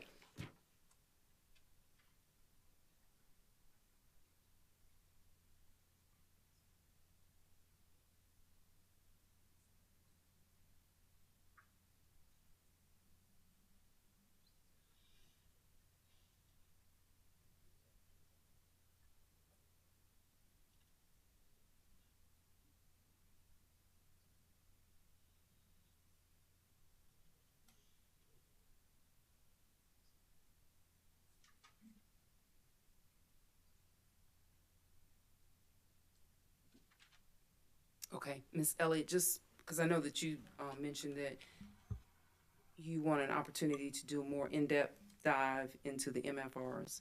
So we're going to do some more review of the separation factors, but I think it's staff's intent to include at this time the historical test year and the most recent historical test year, I think. But we will double check on that. Okay? All right, let me see what else. Oh, Mr. Robinson, did you have something you needed to say? Yes, Ms. Boyd, and I readily admit I'm probably the densest one in the virtual room at this point. So I'm a little confused frankly, about what you are articulating with regards to how these minimum filing requirements are being represented. When I look at these MFRs, and I'm looking at right after 103-823, subsection 3, and then we go into the highlighted minimum filing requirements, it sounded to me as if you were saying that these are that staff does not mind if this information is or is not included, or maybe it was more content. I think when I look at these MFRs, many of them, Ms. Boyd, are, I think, new to what would be provided in a rate case application. And Ms. Elliott, obviously my client, was articulating why we thought that some of them probably need to be refreshed or maybe revisited, because we're not certain that it actually provides information that is frankly relevant to South Carolina and or maybe more directly attributed to Florida. And so I think what we were articulating is might be a good idea to maybe, if you are pursuing minimum filing requirements at all, that we do a full deep dive evaluation of each of these to ensure that they do align with what is needed for South Carolina. With regards to, in terms of some of the prior evaluations, I think you're aware we had filed comments, I think back in 2021, I want to say about a March timeframe. I think at that time y'all were exploring a number of different MFR formats. I think Arkansas might have been involved in there too. There could have been a few others. And at that time, with the time that we had, we did try to do a deep dive there. We had a very long, I think several page table trying to do a compare and contrast and give y'all some flavor of, you know, some of the things that we had identified when y'all had, and several of these schedules were included in that analysis at that time. We did do a follow-up attempt to kind of review them again and found some additional stuff. And so I think what Ms. Elliott is trying to articulate is we're not so sure that all of these schedules and the information and content within the schedules are actually needed or should be needed in South Carolina, given the overall framework. And I think that's what we were trying to articulate. So help me if I misunderstood something with regards to the MFRs and what y'all were intending to essentially present and also go through and evaluate for requirements moving forward. But I did look at these, many of these, as new things that the commission is requiring as part of the rate case application. Yes. So the commission's current, one of the primary reasons for the commission staff proceeding with presenting these proposals is the requirements for water and wastewater companies. I think the list is longer in the current regulations for the content of rate applications for water and wastewater companies than any other industry. And so one of our first objectives is to include all of the utilities rate application filing requirements in one section of our regulations, because there are under 103-823, which would apply to all utilities other than water and wastewater. There are only 6 filing requirements: the balance sheet, profit and loss statement, accounting and pro forma adjustments, you know, those 6 that are listed. So this also gave us the opportunity to receive comments and feedback as to what should be included in rate applications. We do intend to proceed with promulgating regulations, because just looking at the current regulations, to me, there is no consistency at all. If you, as I said, if you look at 103-512.4 and 712.4 and compare it to 103-823, I couldn't provide anybody rationale as to why it exists the way it exists now. So the goal is to let's include all the information regarding rate applications in one section of the commission's regulations. And that's what we did. That's what we're proposing. Thank you, Ms. Boyd. I certainly understand that, and that makes sense to me. I think all I'm articulating is it sounds like there's 2 things going on. I just want to make sure I'm clear. The first thing is, of course, is making sure that we're aligning and putting in for all utilities rate case filing requirements in one section. I certainly understand that. To me, the second aspect of this is that you're also adding, the commission is also considering adding additional rate case application requirements, these particular schedules that you've identified here. And I think that's where Ms. Elliott is focusing some of her comments on are these the right additional requirements, all of these schedules, are these the right additional requirements to actually promulgate and require the utilities to provide in South Carolina? Right. And I think that definitely whatever we leave, Mr. Robinson, in the proposed regulations, we will be able to justify. She just mentioned the separation factors, which we will check into again as to why that remains. But the historical test year and most recent historical test year, I think the intent was to leave those in. Is that right? I'm right on those 2? Okay. And then I think Ms. Elliott also asked about the flexibility should the commission and the General Assembly decide to adopt the schedules, flexibility for utilities to include the substance, but the utilities be given the flexibility to provide the substance in the form the utility thinks is most efficient for the utility. Okay. And as all I was saying there is we had this discussion last year at least one of the workshops. Staff is not opposed at all to the utility being efficient, as long as the schedule appears in the order. For example, if it's supposed to be in Schedule A1, that it appears as Schedule A1, and then the utility at its discretion will decide the form, the manner in which it presents that information. I think that's the flexibility she was asking about. Staff is not opposed to that. Thank you, Ms. Boyd. One last question, I swear, and I'll stop talking. Please I think continue. sorry, I think I'm following now. Let me just ask this. Would it be helpful to us or for the commission for us to perhaps maybe review the schedule and the name of the schedule? And for those that we identify as, hey, this may not be something appropriate or needed for South Carolina, kind of identify the topic and explain why is that. I think I'm following what you're articulating in terms of we don't care how it's shown, we care about the data. And I think what we're saying is there may be some data or topics that we don't believe might be appropriate for South Carolina or relevant to South Carolina's evaluation of a rate case.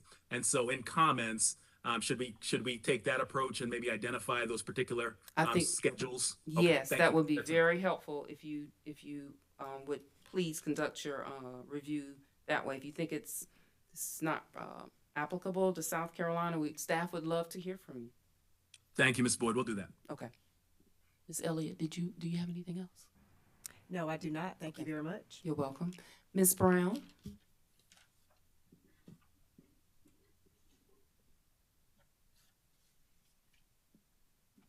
I'm sorry, Ms. Boyd, just 1 second. I'm having trouble with my camera. Okay. Okay, I think it's working now. Good afternoon. Good afternoon. I am just going to take a couple of minutes to walk through some issues that we had identified in Article 8. And I'll walk through and identify the regulation number and the provision that we had a question about. First, with respect to 103-823 applications and the requirement that the company must submit with its application all supporting documents, including studies, models, work papers, spreadsheets, tables, formulas, and data that support its requests, and access to proprietary programs or access to personnel who can assist with the review of proprietary programs, including but not limited to changes in performing simulations, scenario analysis, and data production. We just had some concerns here because the companies do have, of course, the burden to prove and justify their case. And the presumption of reasonableness and prudence that is afforded to the companies is to ensure that the commission doesn't have to review all of this information. We think that the language as written creates a rigidity in the process that potentially opens up more questions. For example, what exactly is meant in the regulation by all supporting documents? And also, we are curious from the utilities perspective, how do we share proprietary information with the commission without violating ex parte rules? And we're also concerned just kind of about the volume of information and data that would be provided, and how would the commission receive that data, and how would the commission be able to keep any of that confidential and proprietary information confidential given the ex parte rules?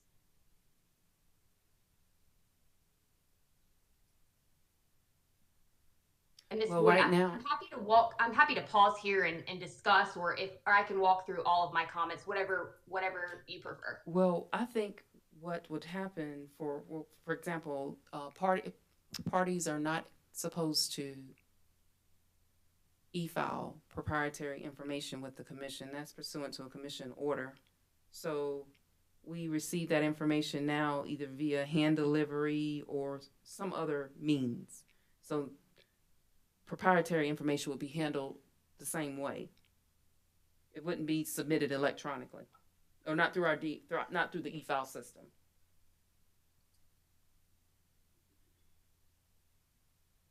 And I guess we'd like to understand a little bit more about what the access to personnel who can assist provision means exactly.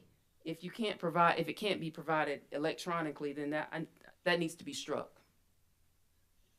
Actually, we were curious about how we would comply with the commission's ex parte rules if it can't be hand delivered, filed electronically. How do we?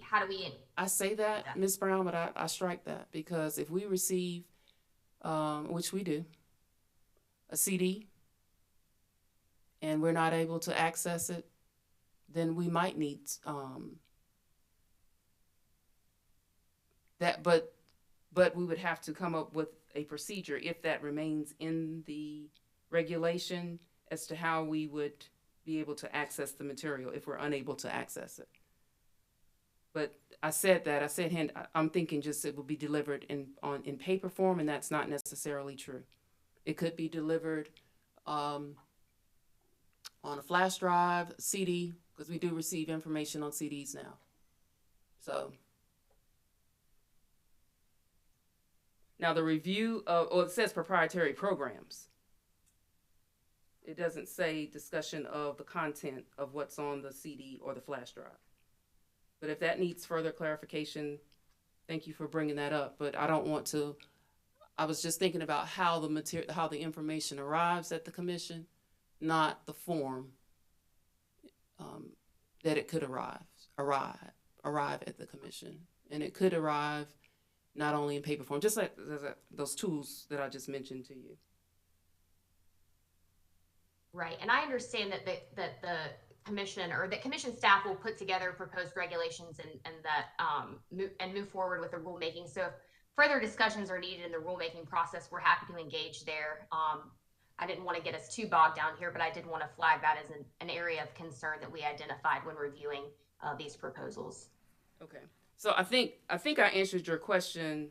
Depending on the type of program, which we've not had that happen here yet, but I don't want to exclude that the information could be hand delivered here, and it's not in paper form. So if it's a program that we're not able to access, we might need technical assistance as to how we are able to do that if it's proprietary. But if that needs, does that answer your question or it does not? Well, I guess I'm a little unclear on what exactly, proprietary programs means. Are we talking about, a modeling system, or for example, that the company uses or the companies use, or I'm trying to understand how that could be facilitated. If it's not something that can just be provided to the commission tangibly, physically, if that makes sense. So you're saying there probably shouldn't be a situation where it's delivered in other than paper format, and then this language wouldn't be needed, basically, if it's right. If it's confidential information. I think we're on the same page. Okay. Just yes. If I could, this is just give it a little bit of background about a concern that this regulation, this proposed regulation. Sorry. Okay. It may be that we aren't reading it correctly, or it may be that it's ambiguous, but all data that support the requests, to give you a potential, if it's a rate case and you have a test year, you're included in that subject potentially is the records of all spending by the utility in the historic test year, all spending. Those are millions and millions and millions of records. Now, they may be electronic, but does the commission, y'all don't want that, do you? That's the kind of thing that when ORS does its audit, they do samples. They get a very limited range of sample of information. Right. But all the data supporting the request is the entire universe of right. data that support that element of spending. Right. Just a few years ago, we did a rate case and an issue arose about some spending on legal issues, and we came up and put in an exhibit that hadn't been pre-filed supporting it, and it was a huge stack of paper that we submitted. And that was just one tiny little part of the data that potentially supported the application. So I think I can't imagine that y'all really want that, and maybe I'm reading it wrong, but we did have a concern that the language is so broad that a party submitting an application would be in danger of having not filed a compliant application because this massive amount of data wasn't submitted. Ms. Boyd, this is Kamal Robinson. May I add just one thing to what Frank and Katie were saying on Sure. this? Thank you very much. And I just said that I was going to stop talking, but I did want to just add maybe one additional thing. Recognizing and understanding my client's universe of information, Frank, I think, is underscoring it. If it's everything, where it's not millions, it's probably billions of lines of data in many different ways, shapes, and forms. Frank, you articulated about the invoices. That was a stack. I mean, we're talking bankers' boxes if we're printing this stuff out by the time it would be produced. And I think that the overall concern that we had, or a few of them, is one, much of that data is going to be, by nature of the fact that it's coming out of the company system, they're going to be more confidential. So there is that general question too, on top of what does all mean? If it is all, how will it be protected? Will the commission, what are the procedures and parameters? Katie did mention the aspect of if there is proprietary software that needs some additional evaluation, who from the company will be able to provide that, on top of, is that even allowed by by statute and requirements to be allowed to have those engagement with the commission? I think ultimately, I think the South Carolina framework of filing with the burden of proof on the utilities, the presumption of reasonableness and prudency of the costs, I think are all designed to ensure the commission doesn't have to get all that information and see all that data and have to pour through it themselves. Leave that to the ORS and other interveners to audit the company's books and records and evaluate them in the discovery process, and thereby when, during testimony time and during hearing time, the commission knows through that process that has already happened that the particular issues that remain still an issue before the commission are the ones that either were not resolvable or interveners did not come to a particular type of an agreement. But the understanding that that happened behind, and the commission is only seeing those issues that are directly still in some form of contradiction. And so I think there is that overall concern as to what does that look like.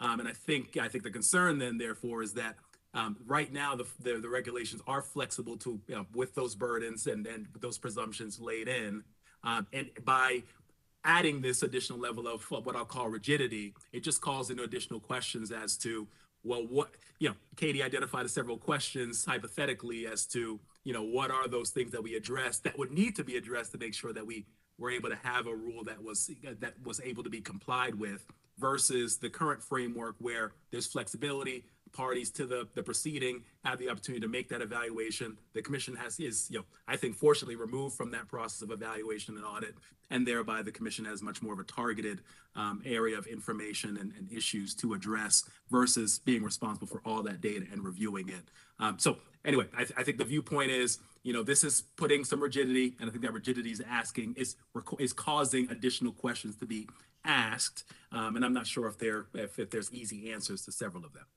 Okay, so looking back at this regulation, because I had to read it again in total, it appears as if what staff has proposed is a copy of all supporting documents, some which is probably included, would be included in paper form, because it says studies, models, work papers, spreadsheets, tables, formulas, and data that support its requests. So going back to what Ms. Brown, what you were asking, I do envision, my first response to you was it relates to what I recall, how I recall information being delivered to the commission if it's not e-filed, electronic information. And as I said, we have seen where flash drives have been delivered and CDs.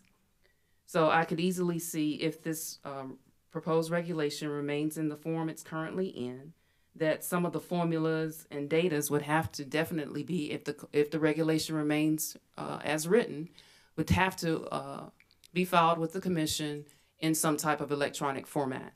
So I'll start there. And if it is filed in electronic format, there could be some proprietary programs within that electronic format where staff that's working on in the docket has trouble accessing those proprietary programs. I think I'm reading this the way it was intended. If staff then received that information and proceeded to try to perform some other analyses, and then they're unable to perform those analyses due to the proprietary restrictions in the program that it received by way of the data being filed with the commission in electronic form, we would need assistance with being able to use the file. Now, I'm just giving you, based on my reading of what this says. I understand what you all are, what Mr. Robinson and Ms. Brown, your concern about the phrase, all supporting documents. Maybe that should, well, it says including studies. So we can, I think staff can go back and be more specific about the all supporting documents. We've already listed here studies, models, work papers, spreadsheets, tables, formula, but I think you maybe want more specificity. But I think what I've just provided about proprietary programs relates to inability, if the information is filed here in electronic format, inability for staff to open the documents, utilize the files, electronic files, and that's where the assistance would be needed to determine how to access the proprietary programs. Does that make sense, or that doesn't make sense at this point? Ms. Boyd, I have one clarifying question that I think will help maybe make it make sense. Is what the commission ultimately needing or seeking are essentially the electronic versions of our exhibits in the rate case? Is that ultimately what this is attempting to address? I think, because one of my technical, our technical staff, John Powers, one of our accountants, is in the room, so I'm going to have to ask him. But I do think, I'm going to answer this question in two parts, Mr. Robinson. I think DMS is being modified right now so that you will be able to file Excel spreadsheets. I think Randy told me that. I will verify that in just a second. So the milestones that we're completing right now and should be a part of the presentation that you all see on June 30th if you're part of our advisory committee, you will be able to file your Excel spreadsheets via DMS. Right now the requirement is that the files must be in PDF form. So that will handle that issue. Let me talk to John for a second to see. I think staff wanted more in-depth information, the supporting documentation behind your exhibits. For example, let's see, should I use the balance sheet as an example? Okay, so if once you build as you're building your balance sheet, the data that was used to create the information in the balance sheet. Am I right about that, around that, John? I think that's what staff is seeking. Understood, Ms. Boyd. Okay. I think our concerns still stand with regards, understanding that I think our concerns still stand with regards to what that is. I mean, that encompasses a lot. I got you. And so I think it's the flagging of, we're not certain what we would take to comply with something such as that. And I think there's also a concern of, even if we attempted to comply, and let's say down the line there is something that needs to be produced, say during the rebuttal phase or during a hearing phase, based off of something that an intervener brings up during the case, does that mean that we failed our burden because we didn't provide everything that may, you know? So there are just, I think, overall concerns that we have. I think that's a fair question. I think that's a fair question. Yeah. So I think we can talk about it again. You want to talk? Come on up.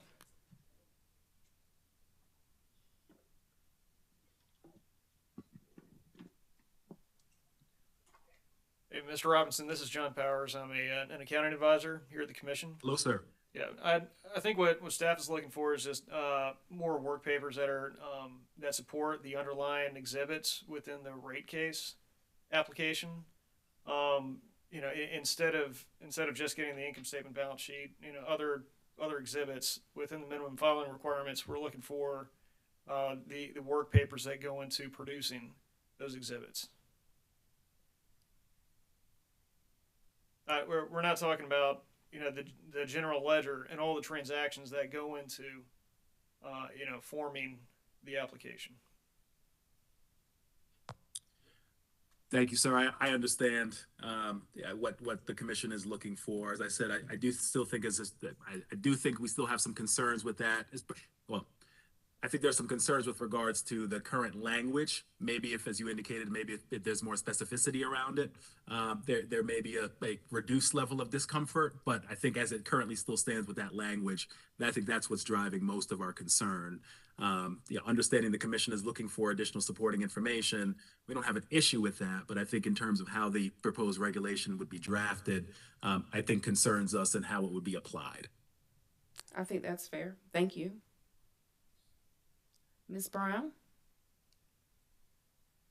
Yes, I'll move, try to move quickly through my next couple of points. Next is with respect to 103-835, other discovery procedures. The proposed change to this rule, it states, upon motion by a party, the commission may entertain proposed modifications to discovery procedures and schedules. All discovery, including requests and responses to discovery, shall be served upon all parties. Every party is entitled to receive or to request a copy of all prior discovery in the proceeding upon the granting of intervention. And I would just note that we, as a general rule, we routinely provide discovery to other parties upon request. Sometimes it's necessary before providing those responses to execute a non-disclosure or confidentiality agreement, given the confidential information that is generally contained in those discovery responses. So our suggestion with respect to this rule would just be to add upon request after all parties at the end of that sentence, because that is something that we are already doing now. But the rule, as I read it, would require it, require that provision without a request, and that would require an execution of a confidentiality agreement in almost every case. Okay, Ms. Brown, may I ask someone a question, if you don't mind? Because I think I recall the reason that we included this, and I just want to ask them if they're okay. Absolutely. Roger or Connor. Yes. Did you hear what Ms. Brown said about that sentence? Because I think you all were. I heard You missed part it? of it. Okay.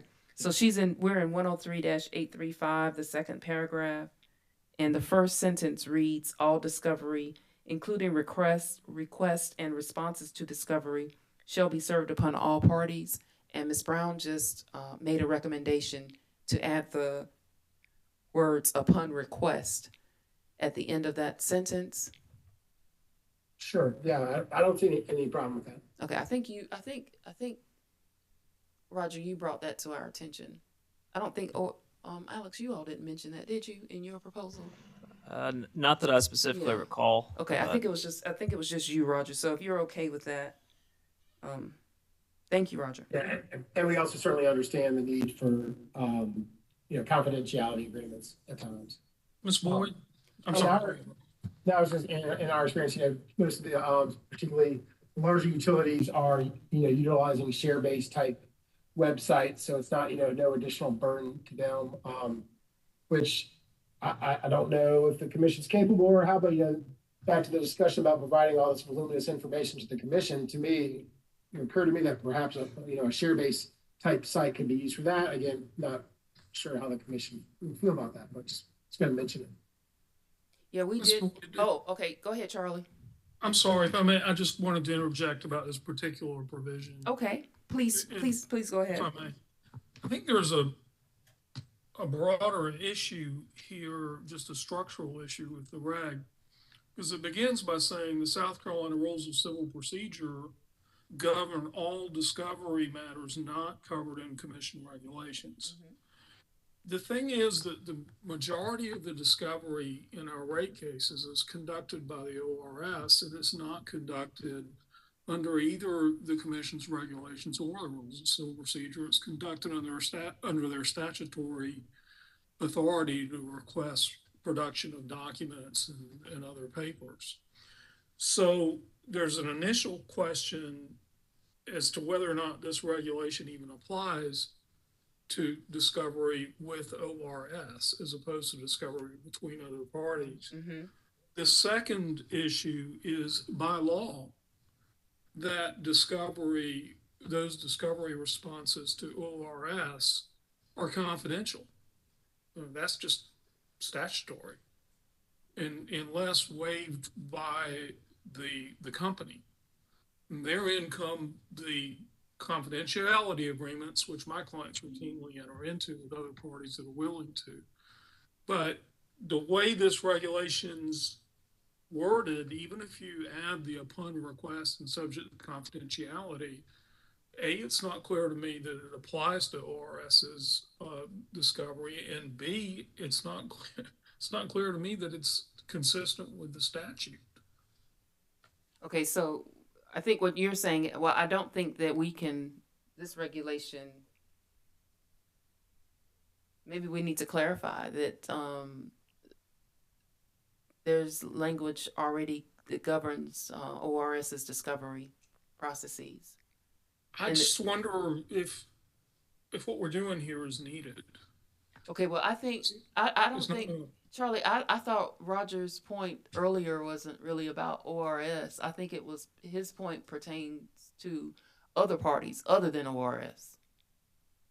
That's right. I think there's a question about what if ORS's auto requests are discovery or not. I've seen them termed different ways. I think there's also a question about the confidentiality of the documents provided to ORS. I think they've taken certain positions. I won't speak to that. I know what the statute says, but I think that's been argued. But no, that you're correct, Johnson. I'm talking about discovery here. Again, discovery is anything relevant to the case. If it's for requesting ORS audit information requests, I mean that often gets asked for in discovery. But yeah, again, this is okay. But I don't mean to be argumentative, but the audit information requests of ORS, as if we'll look at them, don't really say audit information request anymore. They're requests for production of books and records, which are made explicitly under that statute, Roger, and that's always what y'all have been asking for. That's what we've been putting in these share drives. So, and the statute explicitly contemplates that those requests can be made during a contested case, because it posits scenarios in which they're made in a contested case and outside of a contested case. So again, I don't think this regulation is written is either applicable to those requests or B, is consistent with that statute. I'm not opposed to sharing regulations. I mean, sharing discovery, but I just think we need something totally different. It may need to be a commission regulation that says something like the commission shall have the authority to order discovery be shared, all discovery be shared among parties in a case subject to appropriate confidentiality, to appropriate provisions safeguarding its confidentiality. I think you need something more general. I'm not opposed to what you're trying to do. I wouldn't mind adding the subject to appropriate confidentiality for this understanding as well.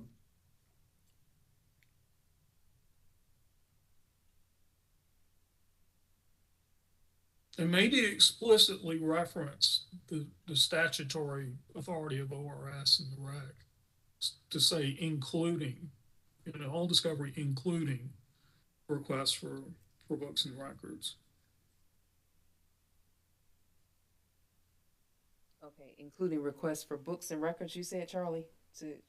I'm paraphrasing, but including requests, actually, it would probably be better to say including requests made by the Office of Regulatory Staff pursuant to South Carolina Code 58, such and such. Okay, thank you. And then Roger also mentioned adding at the end of the sentence, upon request and subject to appropriate confidentiality agreements. Yeah, or something to that effect.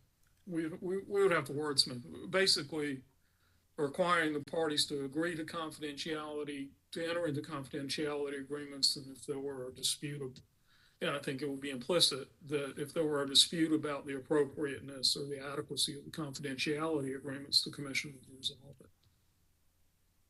Okay, thank you for those comments.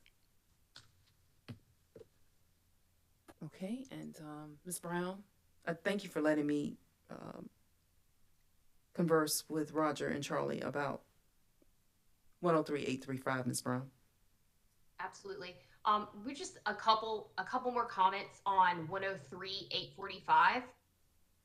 Um, First, is about the sentence that says all exhibits, no matter the size, must be easily readable and legible using a minimum font size 12-point type. And I think here we would just ask for some clarification.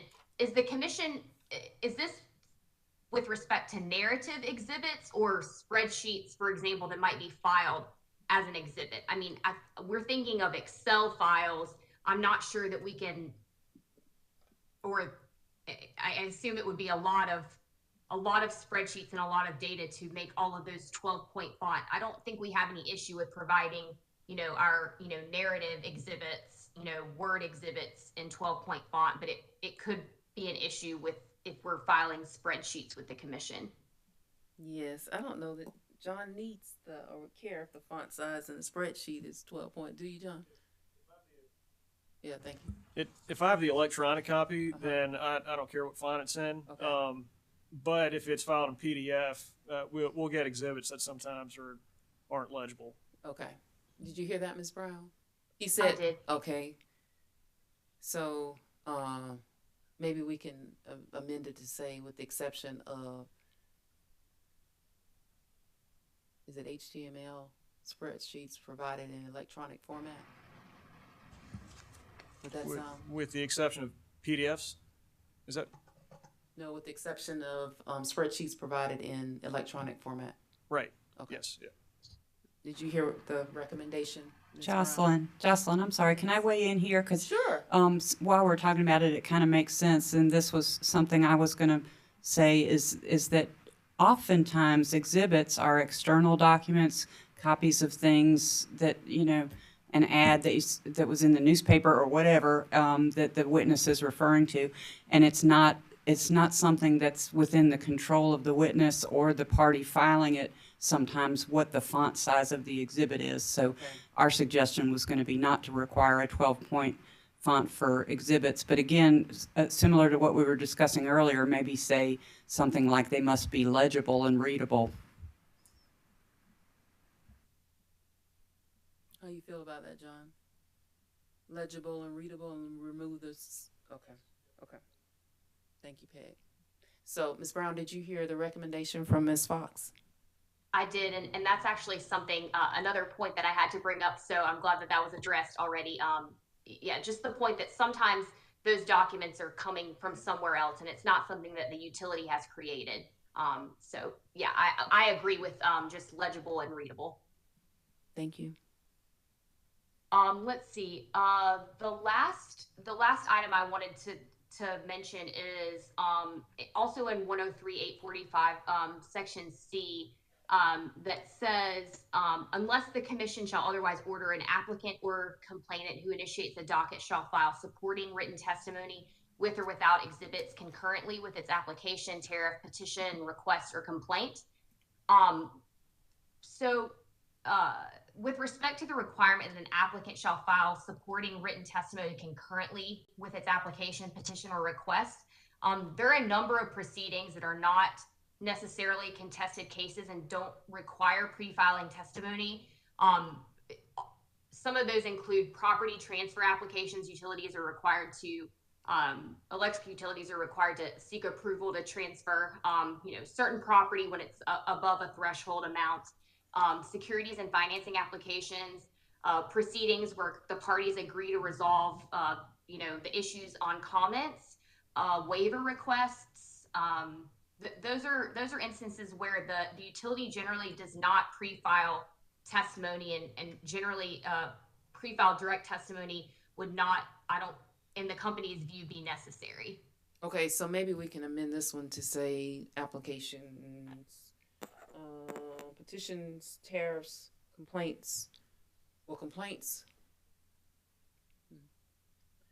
Where I was going with that is if it's required by statute that a hearing be held, rate case statutes require a hearing, then maybe we can include that language. Where a hearing is required by statute. The pre-filed testimony should be filed with the application, so on and so forth. I think that makes sense, because, do DEP and DEC do file testimony with their rate case applications. And then, for example, in the fuel cases, there's no application, but there is a pre-filed testimony deadline set by the commission. So testimony is filed in those instances. It's just not, in a fuel case, it's not filed along with an application.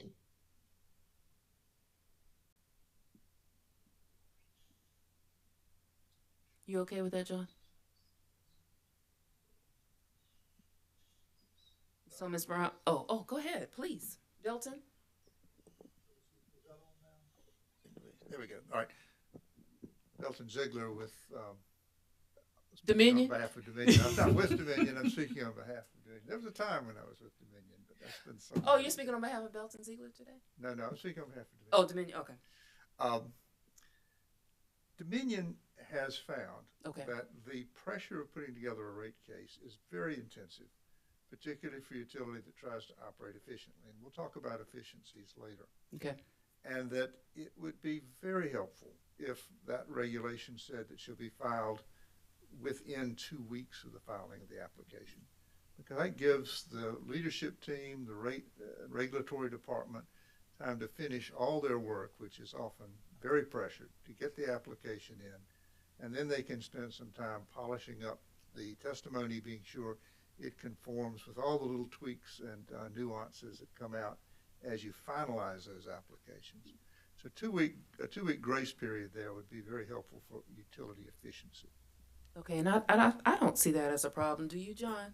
Within 2 weeks, because that's going to be prior to when, of course, weeks ahead of when the initial testimony, 6 weeks, that's when we normally have it filed. Roger, you also articulated some concern. Are you okay with the 2 weeks too? I'll take the 2 weeks. Yeah. Okay, so I think we will include that. No later than 2 weeks after the filing. And Jocelyn, this is Alex Knowles for ORS. Yes, sir. We certainly think 2 weeks would be, better than 6 weeks. I don't think ORS is currently prepared to state a position on 2 weeks versus Okay. what's been proposed. Okay. So yeah. But, Okay, well, you can file some comments after you've had a chance to converse. yeah, we appreciate that very much. Just wanted to chime in there. Okay, thank you, Alex. Jocelyn, I'm sorry again. Okay. Is there a problem with the current procedure? I mean, I think we talked in the workshops about filing rate case testimony along with the application, and that's because the statutory timeframes are tight. And I know, ORS has an audit to conduct and all of that, and I think it makes sense to require the filing of testimony in rate cases at the same time, because the point was made that the utility knows for some time that they're going to file the rate application, and they can prepare their testimony along with the application. But in the standard day-to-day filing an application or a petition for this, typically the commission would receive that and set a schedule for pre-filing of testimony. And we're not seeing an issue with that other than in the rate cases. So I would just question whether or not that's needed other than in rate case applications. Well, let me talk to someone if he doesn't mind. I think he can handle it. What do you think about other, as Peg mentioned? I mean, is it helpful to staff that you receive the applicant's direct pre-filed testimony earlier, other than the rate cases that she mentioned? I mean, is it just the rate cases where it's that staff prefers to receive the testimony, or in the, let's see, what other cases? Fuel cases, like the PGA okay. or fuel case. Uh-huh. I mean, obviously, the earlier we receive testimony, the more analysis we can do. I don't see a problem with 2 weeks. I mean, it was discussed early in one of the earlier meetings about having testimony at the time of the application. Mm-hmm. If it were up to staff, I don't think we'd have a problem between at the application and 2 weeks. Well, I think maybe what Peg is wanting us to do is more clearly state the exact cases. So we're going to say rate applications, fuel, PGA, We can come up with the names if that's helpful, like the specific type dockets, Peg, if that helps. I think that would be helpful, just because that way you know, is this a case where I'm required to file testimony along with it? Ms. Boyd, I would just point out, so for fuel cases, for the fuel clause, there are no applications filed. The commission sets a testimony, a pre-filing testimony procedural schedule, but there is no application. Yeah, I know. I'm thinking ahead. I had a note on my wall. I'm not saying anything that's substantively violating ex parte. Do we need applications in fuel cases and PGA cases? So maybe I'm speaking something into existence, but you're correct. We currently do not have applications for fuel and PGA. But I have been asked that question. Thank you, Ms. Brown. So we will create a list, Peg and everybody, for that one. Okay. All right, Ms. Brown. Thank you for letting me ask others who are present their feedback. I appreciate that. Would you like to continue? I appreciate the dialogue. That concludes my list of comments. Thank you. Thank you. We will proceed now to Mr. Ziegler. Thank you, Ms. Boyd. Yes, sir. On behalf of Dominion, let me thank the commission and staff for the work that they've done on this. It's obvious that this is something you've put a lot of time and attention to, and we thank you very much for the time to comment on it. The company has considered this very carefully, and we filed consistent comments throughout the process. And they're based on Dominion's commitment to provide electric service to its customers that is safe, reliable, and economical. And it's the economical piece that has us tripped up here. Okay. What Dominion sees is a set of requirements that we do not believe will contribute to safe, reliable service, but will injure the economical ability to provide service, because it will mean that additional staff, additional time, additional work will be required to prepare a group of exhibits which we fundamentally don't believe will do anything other than gather dust. We believe there is another process that is taking place now that is much more attuned to the way regulation is operating in the current world, which is a collaborative interaction between the companies and ORS to see what information ORS needs to conduct its statutory duties as the entity that audits and tests and examines the information behind an application, and that process has borne great fruit in terms of simplifying and speeding up and rationalizing the process of information exchange, and setting a group of something like 159 predetermined, detailed, specific application requirements in regulations where they'll remain until the next time we go through one of these processes and the General Assembly says, yes, we can change it, to enshrine them permanently in the regulation is a mistake. If, as we said in our letters, in the last rate case that Dominion prosecuted, obviously there's a 1 month notice that's given before the rate case, so it doesn't come as a surprise to anyone. I will have to say that this idea that somehow the companies are just sitting around deciding when to file a rate case and they've got all the leisure time in the world to prepare testimony.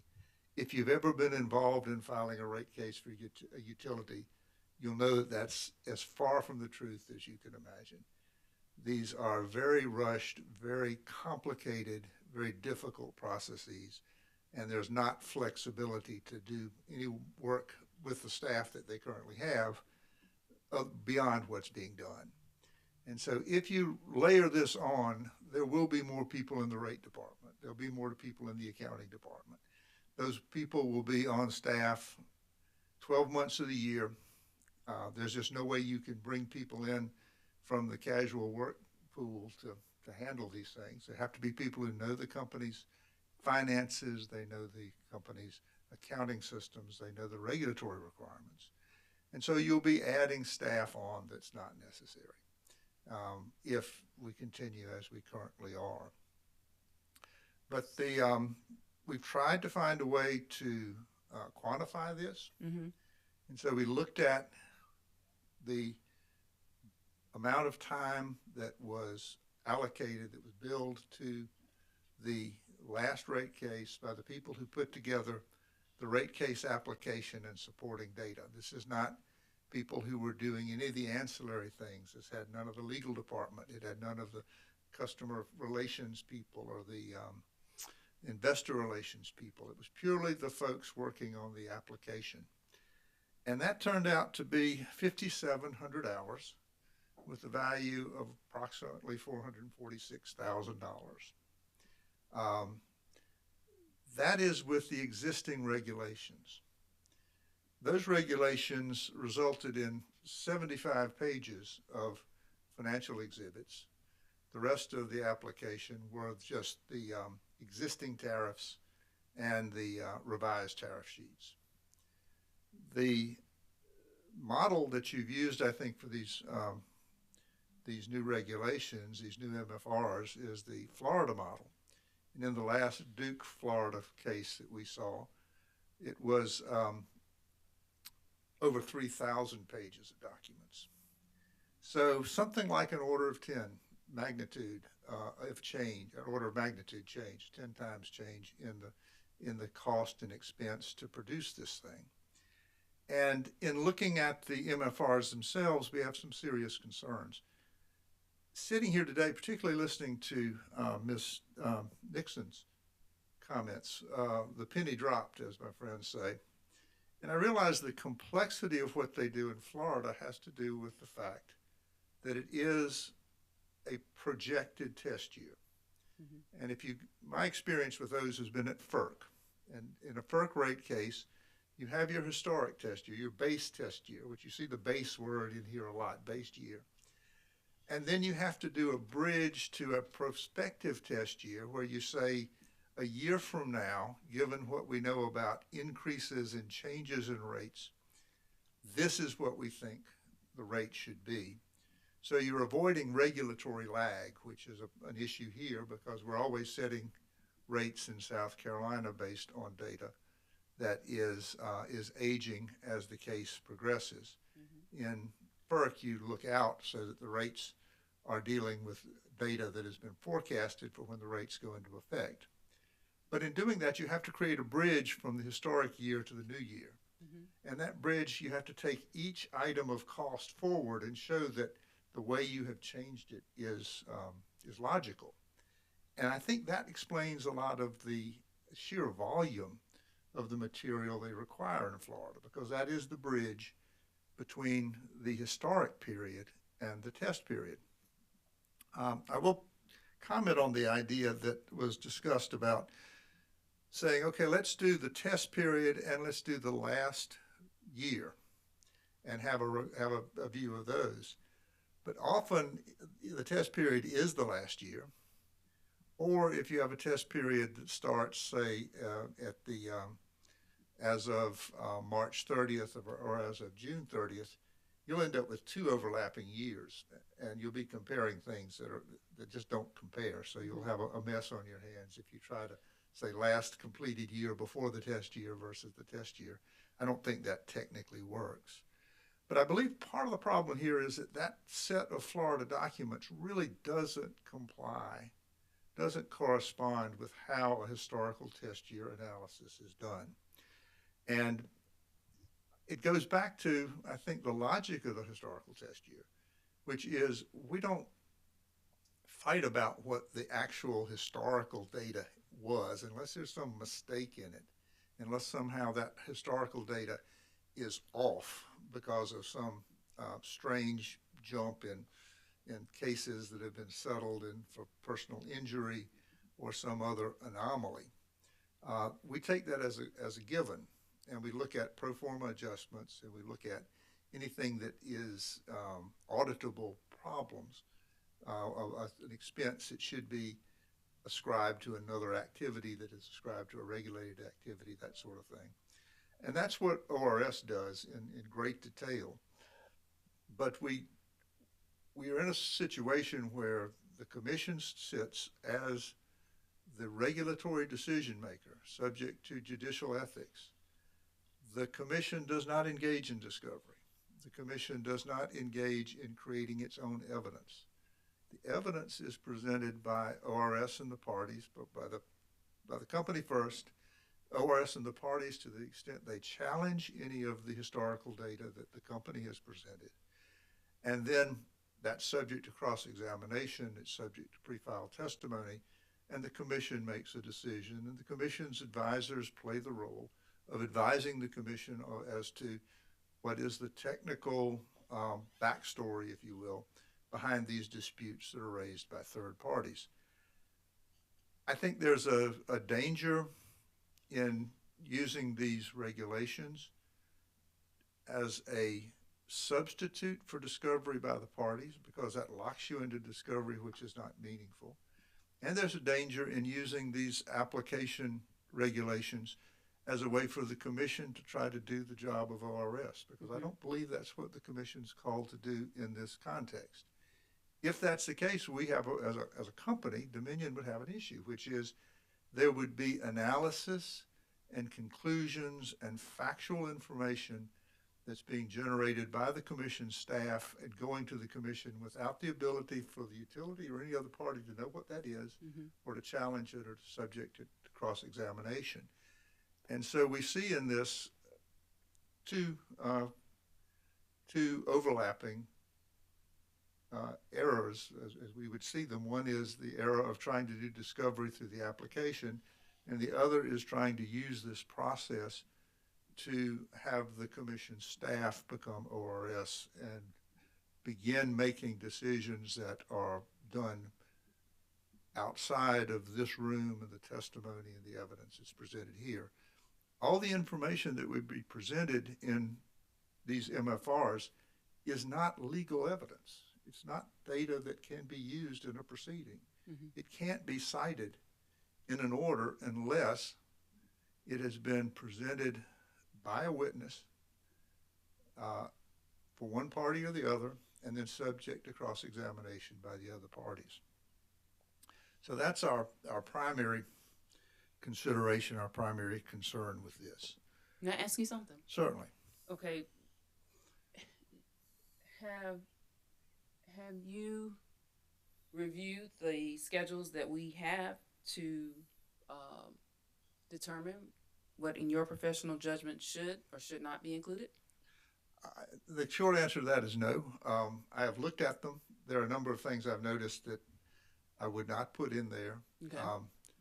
What I have found is that the existing filing requirements capture the important information, which is the income statement, which is the high-end financial statement that the company makes at the end of each year, the rate base, changes to rate base, the basis on which cost of capital is computed, any pro forma adjustments to the historical test year data, any point at which the historical test year data is not being used, but some change is being made to it, either because of an existing accounting order or because of a decision the company has made that we don't think this is the accurate number and therefore we're not basing that. So my experience has been that those particular provisions work well. Now, could we play around the edges with them? No question. But that's a completely different exercise than what we have with these regulations. One of the regulations asks for a statement on a rate schedule by rate schedule of the losses of energy during the test period. I've never heard that come up in a rate proceeding in my 35 years of practice here as a contested issue that the commission would have to pay any attention to. It's just a level of detail. There's a requirement that you list every customer who is being served at transmission as opposed to through a distribution level voltage. Again, I've never seen that issue come up as an issue that is a contested matter in front of the commission. ORS does a wonderful job, and we work carefully with ORS of identifying in advance of the filing, during that 30-day period when when everyone knows the filing is coming, to say, here's the data we need to get going on this case. In the last case, ORS propounded its initial discovery in the case 4 days before the application was filed, because the company had sat down with them and said, okay, look over the questions you've asked in past cases. Let's decide which ones are relevant here. We'll go through, let's sort them out, and we'll start preparing the answers. Then there was a second set of filings 3 days after the application was made. The ORS submitted submitted discovery. Then, 6 days after the date of the application. The first response came 3 days after the date of application. There was another response within a couple of weeks. By 20 days after the application had been filed, the company had responded to 190 detailed questions that ORS had propounded based on its understanding of what the public interest required in terms of discovery in that case. Now, the initial response to that was 24,000 pages of documents. Mm-hmm. A big number. It's a big number because what ORS did is said, here are the specific general ledger account entries we want you to give us the entire set of entries for the test period on. We're going to pick and choose from them which entries we want to audit. Right. And so a lot of that 24,000 was raw data for that selection process ORS wanted to do. But this process is working well. It's the right process. It's very much a sort of stakeholder engagement process. That should be encouraged. If the company instead is spending tens of thousands of man hours putting together responses to MFRs that are not relevant, it's going to make it impossible to do the job of making a relevant response. I've also already mentioned our concerns about the 12 days, and we appreciate your consideration of that. I understand there are others who need to comment on it. As far as filing of testimony, that would be very helpful because it is typically the process is the filing gets done, everybody takes a deep breath, and then the witnesses say, okay, let's get the draft testimony we've got, let's finalize it, let's conclude it. Because often in the last 48 hours before the case, things are being decided, changes are being made, issues are being found that would require the testimony to be changed.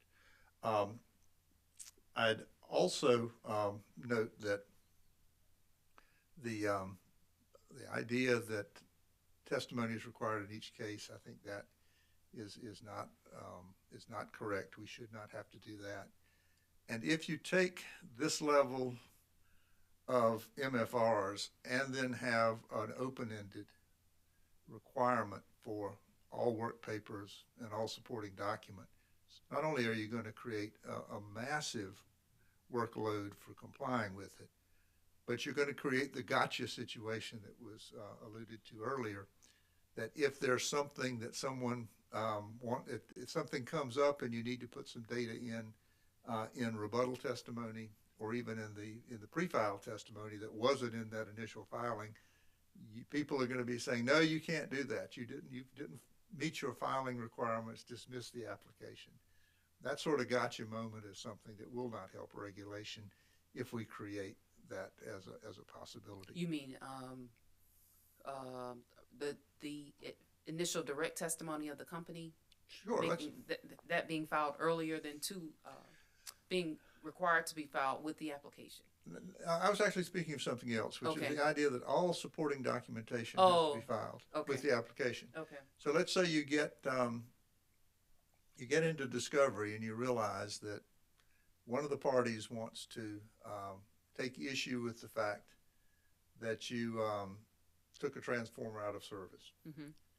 And you have a study that you've done saying taking that transformer out of service was the right thing to do. Okay. And so you say, I want to put that in as an exhibit to the testimony. And then someone says, well, you didn't put it in your application. You were supposed to put all your supporting studies in the application. So you failed in your proof with the application. That's the sort of gotcha moments you want to avoid. And so I think the answer here is to really step back, understand that the Florida approach is based on a completely different structure of regulation than what we have. And the requirement, the detail that's required there is not consistent with a historical test year period. Step back with that, and then look and see what is happening, what seems to be bearing fruit today in terms of making discovery and process more efficient. And I think you'll see it's the kind of collaboration and stakeholder transparency that's going on now in terms of the work between ORS and the company.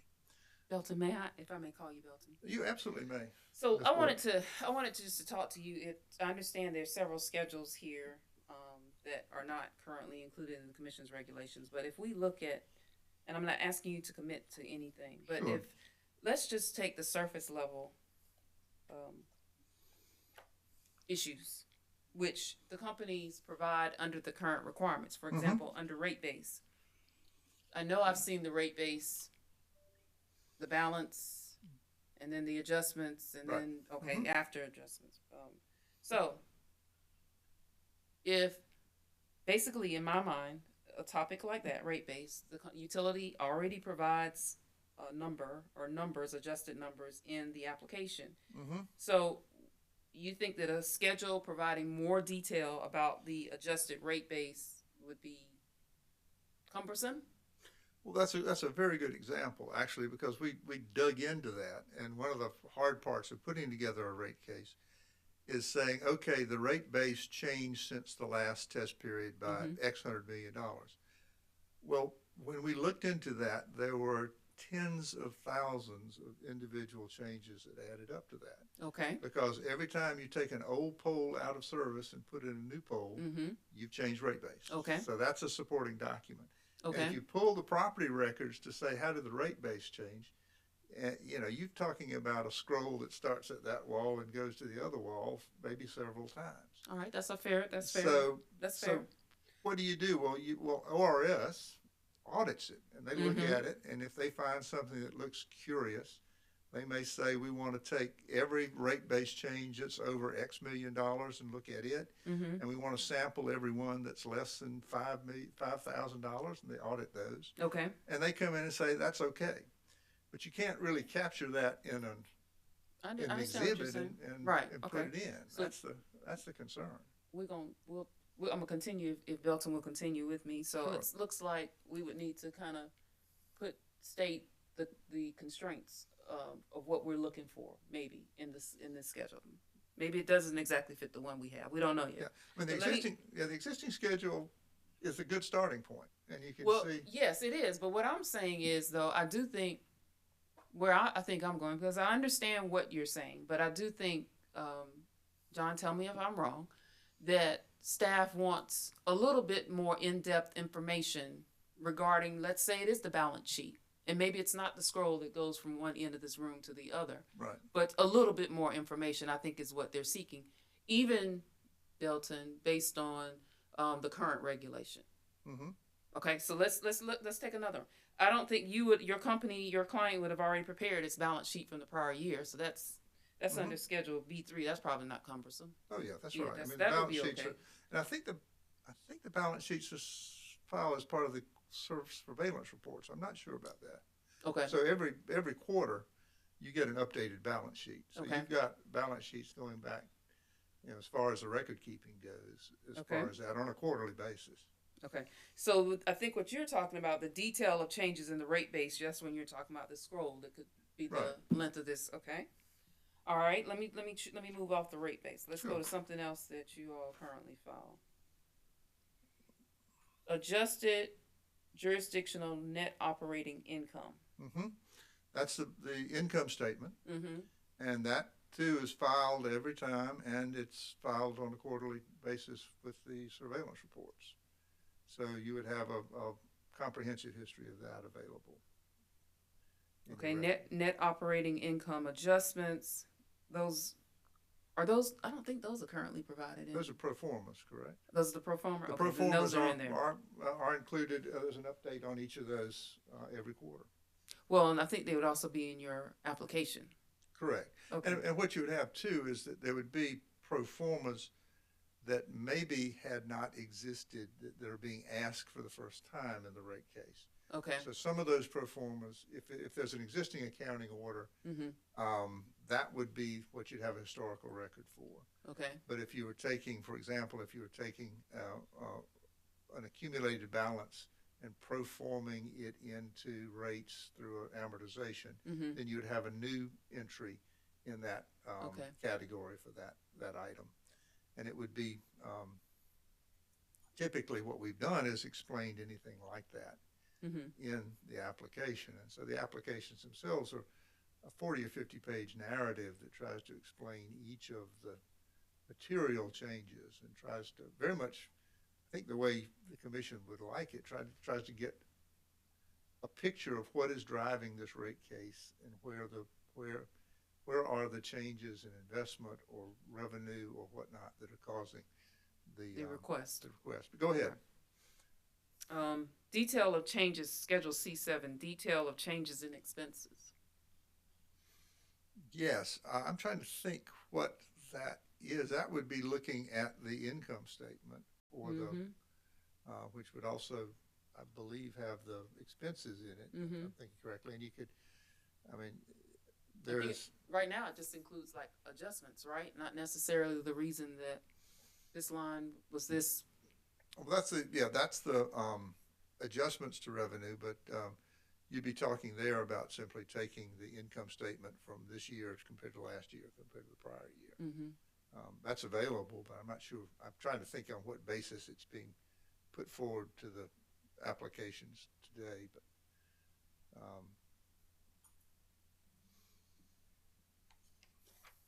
I see there's a Schedule C34. I don't think that is applicable to Dominion per se. Hedging cost? I don't think we have any of those. No. Okay. Security costs? Pardon me? Security costs for C35. Yeah, I mean, that's interesting. I'm not sure why that would be relevant enough to be required as part of a rate filing. So, you've got a security system up at the new. Oh, I don't think that's the type of security. I was thinking the same thing. I'm thinking that's more like equity. Oh yeah. Okay, so you're talking about capital cost. I think. Am I wrong, John? Huh? Yeah. We usually refer to that as equity, capital cost. So yeah.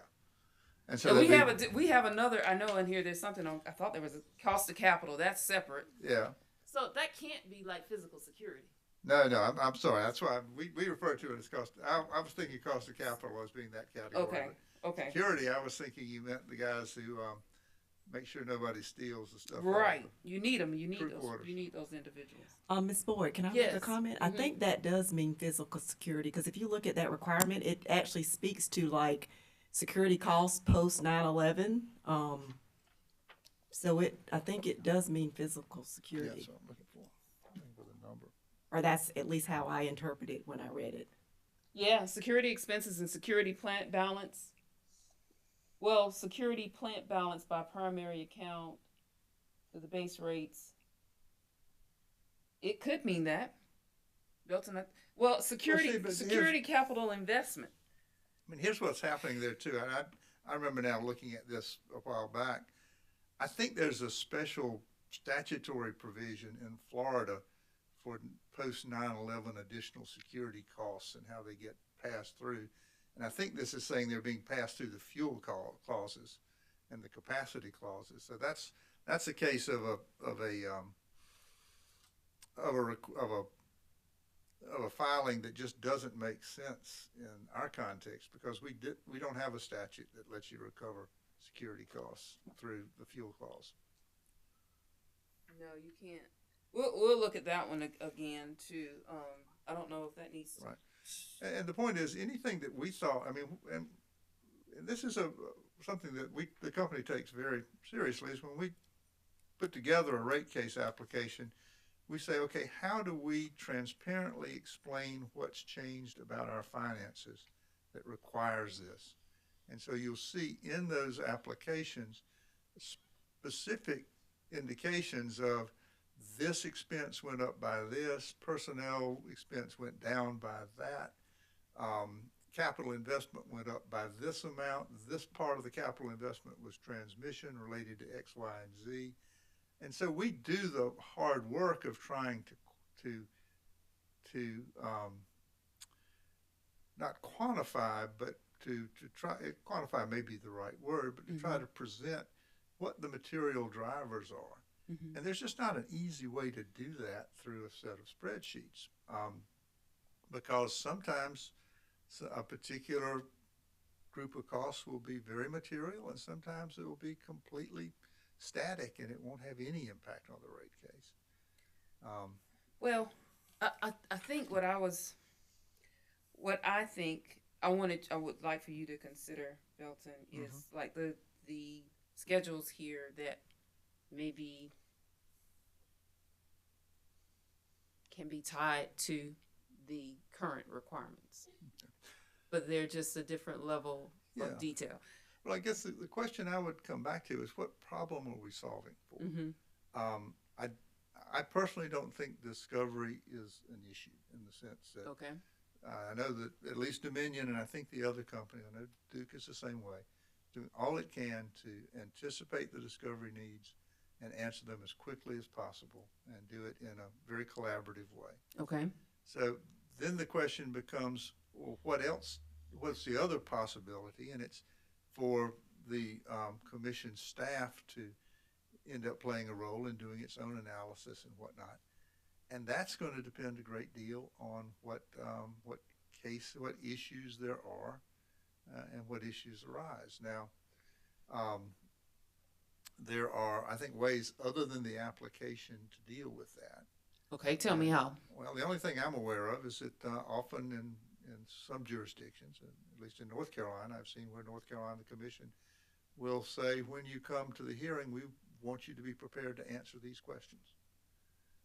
Tell us what's going on with this. And it's the beauty of that is it allows that information to be done in the public eye, with an ability for everyone to respond. Typically, the company is the one who has to present the information. Other people can then respond to it. That preserves, I think, the judicial nature of this proceeding in a way that that having, in effect, using the application as discovery doesn't allow. Well, okay, I don't think that's really what John and Cody and Norman and Lance, we have a new engineer on board. Lance joined us this week. I don't think that's what they intend at all to, perform ORS's role. Right. I really don't, Belton. I think that they just want more information than what's currently provided in the current regulation. And I do say that with sincerity. I think sometimes, John, he's indicated some frustration sometimes for information that I don't think that's too intrusive or would give the appearance that staff is trying to investigate. It just hasn't been sufficient for them to perform their analysis to prepare and present to the commissioners. They're just like gaps. And that's no company in particular. It's just information that would have been helpful to staff. So I think we'll look at these again. Article 8, I'm sure, will be the last one that I file, just so that we can finalize. I can say, though, I think that staff will present something that's a little more than what's in the current regulation. Right. Okay? Because, as I said, I don't want our staff to be frustrated and feel like they cannot perform a decent analysis to, form its opinion to provide to the commissioners. Now, maybe all of this isn't needed. Okay? But I think I can tell you they've been, Jocelyn, I wish I would have had this, and this to help me be able to more fully provide the commissioners with a better analysis of my opinion. Sure. Am I right? I wasn't trying to interrupt you, but. Yeah, I think you're right. And I think if all the parties comment on, what they think is needed and what's not needed, I think that can help staff make our decision Okay. as well. Okay. And Jocelyn, if I could just add, Yes. excuse me for interrupting, but that's enormously helpful to know, to get some feedback from staff Right. about what problem, as Belton said, y'all are trying to solve. Okay. It's a lot more likely that we can be helpful Okay. to y'all in trying to come up with something. There was a discussion of work papers earlier, and Zach and I were wondering how we're going to define work papers. Okay. But now that we have a better sense of what y'all are trying to do and get prepared to respond to questions from the commissioners and that kind of thing, Right. Maybe we can be more useful. That is really what's driving this, in all honesty. Not just saying, no, but right. Maybe offer something. Right. Right. Yes. And I'll come back to where I started, which is the company's commitments are safe, reliable, and affordable electricity. Right. And whatever we can do to make that happen, I know Dominion will want to do. Okay. But if they believe that what's being proposed doesn't fit that mold, they'll have to oppose it. Right. I understand. Is that it for right now? That's the conclusion of my comments. Okay. Thank you, Belton. Oh. Ms. Wheat said we need to take a break, everybody, if you don't mind, please. Ms. Wheat will a quarter till? Is that good? Okay, so can we return everyone at 4:45, please? Thank you. Thank you, Joe.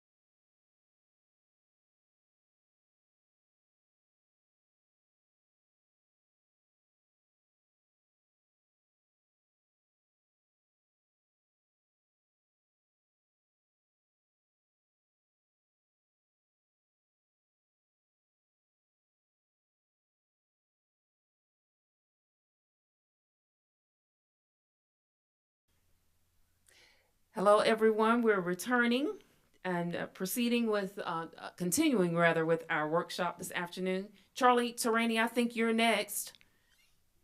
We'd like to hear your comments on our staff's proposal for Article 8, please. Thank you. As you know, I've been waiting since 10 o'clock this morning to give these comments.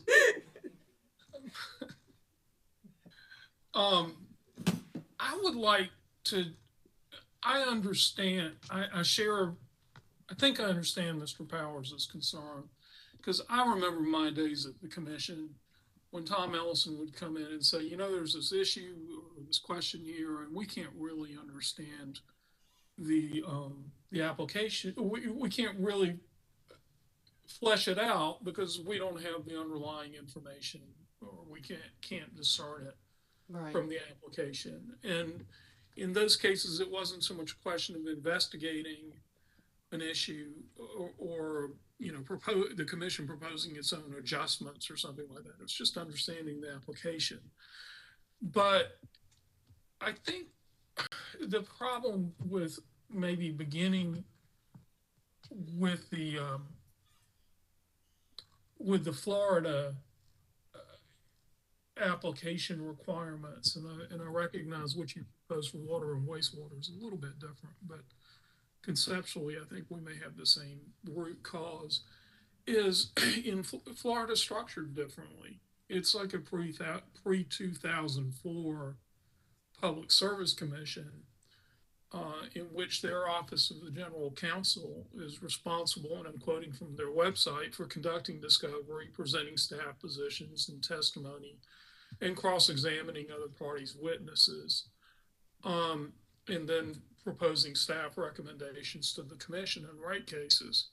So a lot of what they're looking for is the equivalent to the first 100 requests for information that we get from the ORS in a rate case, and is not necessarily a good fit for the commission.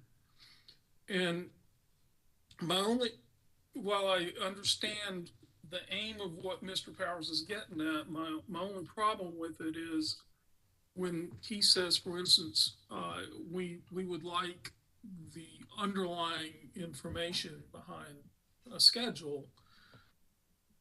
You know, I'm not going to pretend it's the length of the hearing room, but I mean, essentially, if it's an expense schedule, we're looking, it's that underlying information is going to be the company's general ledger. If it's a balance sheet, it's going to be its property schedules. I'm no accountant. I'm not as conversant in this as Mr. Ziegler is, but fundamentally, I don't know how you satisfy that need as the regulations are currently written without providing that level of detail. So what I would suggest is, I know the Southwest water companies would be delighted to sit down in maybe a workshop in which we have an open exchange, a fluid exchange of information, of questions, and about how to satisfy the commission's needs without turning the commission into even if it's inadvertently, into something it isn't, which is a body subject to the Code of Judicial Conduct. And I know you know this, but it clearly doesn't need to be put in the position of prosecuting a case that it ultimately decides. And I think we just need to safeguard against that accusation. Secondly, with regards to the format of the schedules, well, I'm going to walk through some individual items right now concerning water and wastewater schedules. I've given you kind of my theoretical issue. But if I'm beginning with the regulations for wastewater utilities, which begin on page 1736 in the filing that was made on May 11th. And there's a schedule A9 that says cost justifications for proposed rates and charges, which indicate the cost drivers for the proposed increase. And that is an item where I believe we would need some additional detail that also makes it clear at what level we're looking for. Many of these cases are just a collection of, of expenses and revenue requirements. So this could literally be the whole case, the all 100 AIRs or something different. Schedule A95, a current cost of service study for utilities which have revenues of $1 million or more. I would urge the commission to consider not requiring this. I would give the example of Kiowa Island Utilities. In its latest rate case, produced a cost of service study at the request of ORS. Let's assume that Kiowa, and I'm not promising anything, but let's assume that Kiowa files in 2 years from the last rate filing. I think there was a stipulation more or less to that effect in the settlement. Um, as this regulation reads, we would need to conduct another cost of service study, and whereas the service model of Kiowa is not fundamentally changed. Kiowa hadn't had a cost of service study in 20 years. When we did have a cost of service study in the rate case, that prompted also ORS to have its own cost of service study. So, between the two parties, I believe we spent somewhere around $80,000 on cost of service studies. I don't know that that's a regulatory cost that should be transmitted to the ratepayers automatically upon the filing of a rate case, and I'm not sure it's particularly useful. Moving on to the establishment cases, I'm now looking at page 19 of 38. In the establishment cases, there is a requirement in Schedule A11, and this mirrors the current regulations as well. A statement by a professional engineer that the system was built and installed according to plans and specifications on file. I would propose that the commission add if available, because often these cases or these applications are filed before the system is built. So I've actually been asked to provide this information when I've filed an establishment case, and I had to explain, well, we don't have it. System hadn't been built. We're proposing to build it. The same from the letter from the South Carolina Department of Health and Environmental Control approving the system for operation. That's typically not going to be available at filing. So that's Schedule A12. Then. So that will be A11 and A12 on page 19 of 38, Charlie. Yes, ma'am. Okay.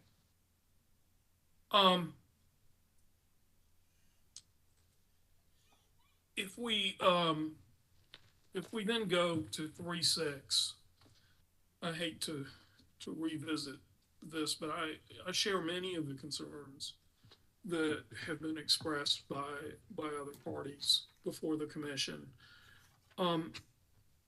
I would suggest that Mr. Robinson had in requesting clarification, perhaps made a suggestion that would be useful to the commission, and that rather than requesting all supporting documents, including studies, models, work paper, spreadsheets, tables, that's a very broad request, that perhaps what the commission is looking for or should ask for are exhibits in Excel format. And I think you could even prescribe Excel format, which would solve some of the issues about proprietary programs, or I suppose a particular spreadsheet can be proprietary in the way it's designed. But if what we're dealing with is accessibility, it seems to me that most exhibits could be provided, as appropriate, could be provided in an Excel format, which I think would satisfy the commission's concern of being able to manipulate the exhibits, and I mean that in the best possible sense, sorting data, et cetera, rather than getting, a PDF, which, would require you to input it in and of itself. The second sentence, I think, is problematic in its wording to begin with, in that it says access to proprietary programs or access to personnel who can assist with the review of the proprietary programs, including but not limited to changes in performing simulations, scenario analysis, and data production. The structure of the sentence itself is unclear, but I assume we mean the utility shall provide access to the proprietary programs and personnel. I mean, if all we're talking about is unlocking a spreadsheet, I don't know that that needs to be provided and that needs to be specified in regulation. If we're talking about performing simulation, scenario analysis, and data production, I think simulations and scenario analysis, I think we start to get into that problem of the commission prosecuting a case. And I don't, to begin with, I'm not really certain what those terms mean. Simulations in the context of a rate case, I don't know what that means. And scenario analysis sounds to me like something that my client might perform in preparing its rate case to determine what's appropriate to put in front of the commission. I mean, it sounds like work product to me. So I think those terms are vague. I think they're problematic. I think the utility should be entitled to present its case to the commission as it desires to present it and let everything depart from there. And I reiterate, we would be delighted to sit down with the commission and perhaps just in a discussion format with, of course, with other parties in an open forum, we could sit down and talk through a format for these exhibits that would be useful to the commission staff. Yeah, I think I do understand. You made the point, and so did Ms. Brown, about the intent of that, Charlie, and I can see how it can be read. It's perceived as if staff wants assistance in actually performing the simulations or scenarios. That's not what was intended. From our perspective, it was if there were certain parts, spreadsheets can be locked. Sure. And so I'm using a simple example, or someone's unable to, I know manipulate is not the right word, but use the data and for different reasons. So I think that definitely can be clarified. It's staff. I think most people probably know that staff provides alternatives in its professional opinion as to options the commissioners have to consider when making a decision. So when we talk about analyses or simulations, those are just like an Excel spreadsheet. What if scenarios? What if the commission approved this amount of revenue versus that amount, or that? I can see. So I think our interpretation is probably different than most, and I can see how that can be construed in another way other than what staff intended. But we do perform. Oh, go ahead, John. Yeah, I'm going to be intentionally vague, but in previous cases, we've had files that have been presented in exhibits that haven't been able to, that have needed proprietary programs to open, and staff and commissioners haven't been able to view them. So that's the second part of 3.6. That's what that's alluding to. It's not to come up for staff to come up with adjustments. It's to simply view and analyze that information. And I think that's entirely fair, and obviously you should. And I believe you solved that issue though by requiring the submission of these files in Excel format. And that way you don't have this proprietary, and I can't imagine, I'm not speaking for the electric and gas utilities, but from a water utility standpoint, I can't imagine anything that can't be produced in Excel.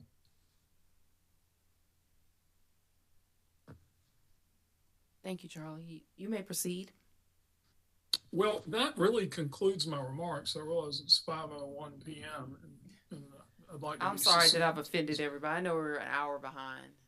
No, you haven't appreciate- offended anybody. It's just we've all got a lot to say, and we all tend to be long-winded. But I do think we're going to take you up on your idea about as it relates to the content of the applications.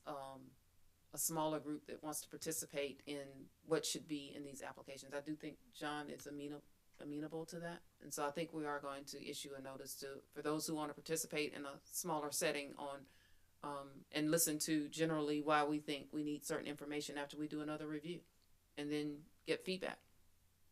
I think that would be really a productive way to handle this. We would bring our accounting folks to those meetings and be delighted to help. Does that work, John? Okay. Thank you. Let's see who's next. Mr. Richardson.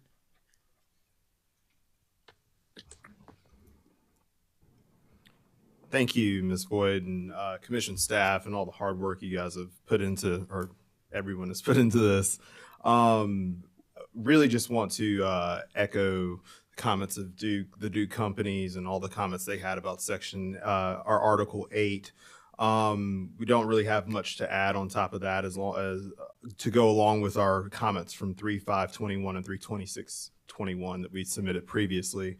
We also echo the comments about 845C, or I'm sorry, 103-845C that address the proposed pre-filing testimony requirements, but I think have been thoroughly discussed by all parties. And so again, we appreciate the opportunity to participate, and as well as the very lively and helpful discussion regarding these topics as well. All right. Hi, Ms. Powers. Ms. Powers, yes, unfortunately, she had to drop off, and I do apologize for not introducing her earlier. Tell her I said hello. I will do that. Thank you. Okay, let's see.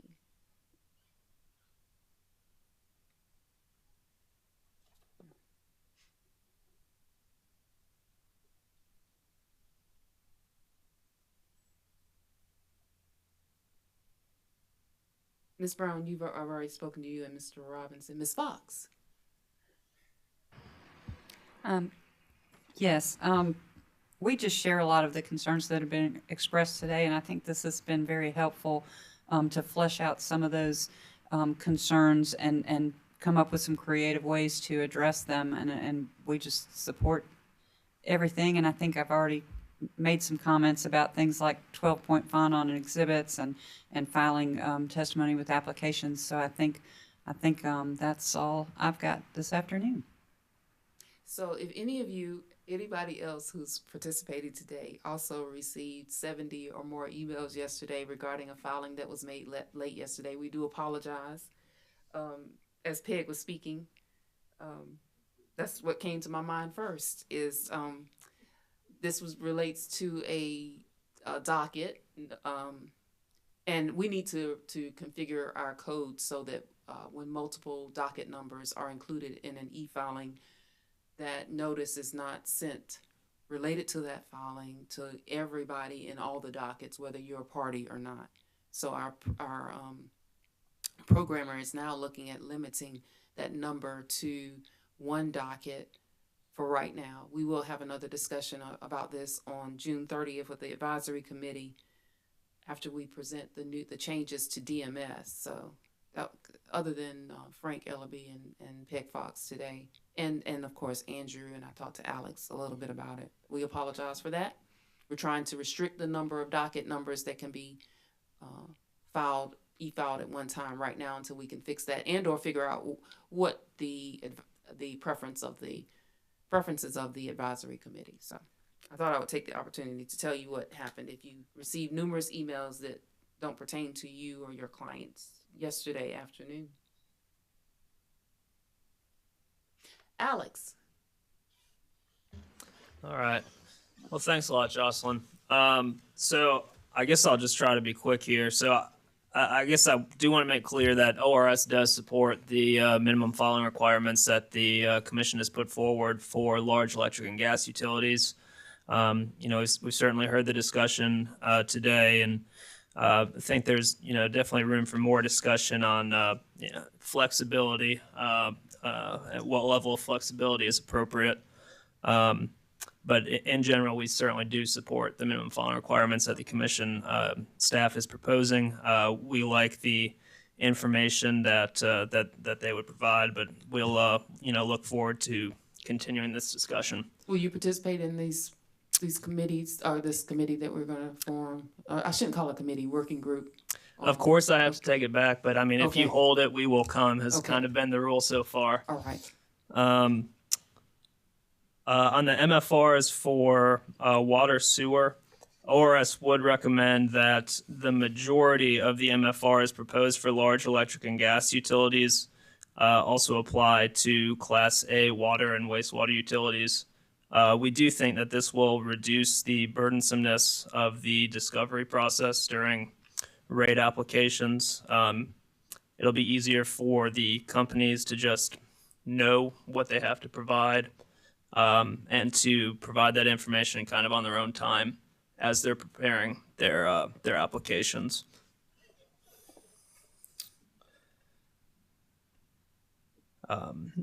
So I'll just also echo. We think that'll also help ORS get important information sooner than it otherwise might, and just in the context of a rate case, a couple weeks can make a very big difference.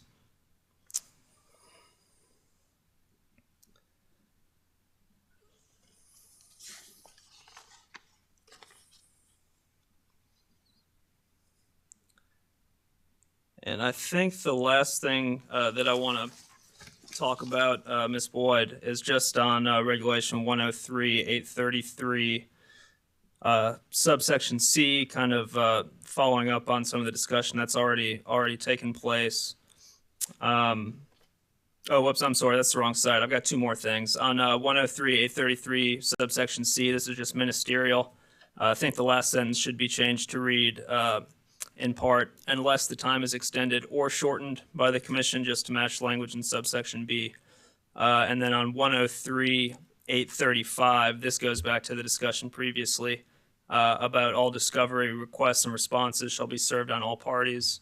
So ORS does have a concern that because of the unique way by which ORS receives information pursuant to its statutory investigative powers under 58.455, and the unique restrictions on the dissemination of that information, a requirement on ORS to distribute information that is included in its discovery requests or responses, which it is statutorily prohibited from distributing. So ORS would request an exemption along the lines of this requirement does not apply to the Office of Regulatory Staff when it requests and receives information pursuant to 58.455. Which I think generally tracks with the discussion earlier. So thank you for the opportunity to quickly provide those comments. Happy to discuss any questions. But otherwise, thanks for all your work and all your staff's work, Ms. Boyd.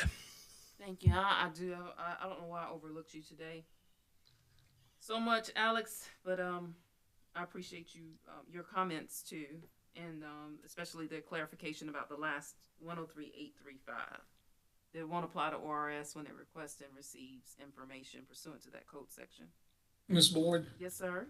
Yes, sir. I would like to clarify our position is that I believe what Mr. Knowles has recommended just now is the exact opposite of what we recommended. Right. ORS conducts all of its discovery under those provisions with respect to the utility. So basically, what ORS is doing is exempting itself from that regulation, which I think is very problematic.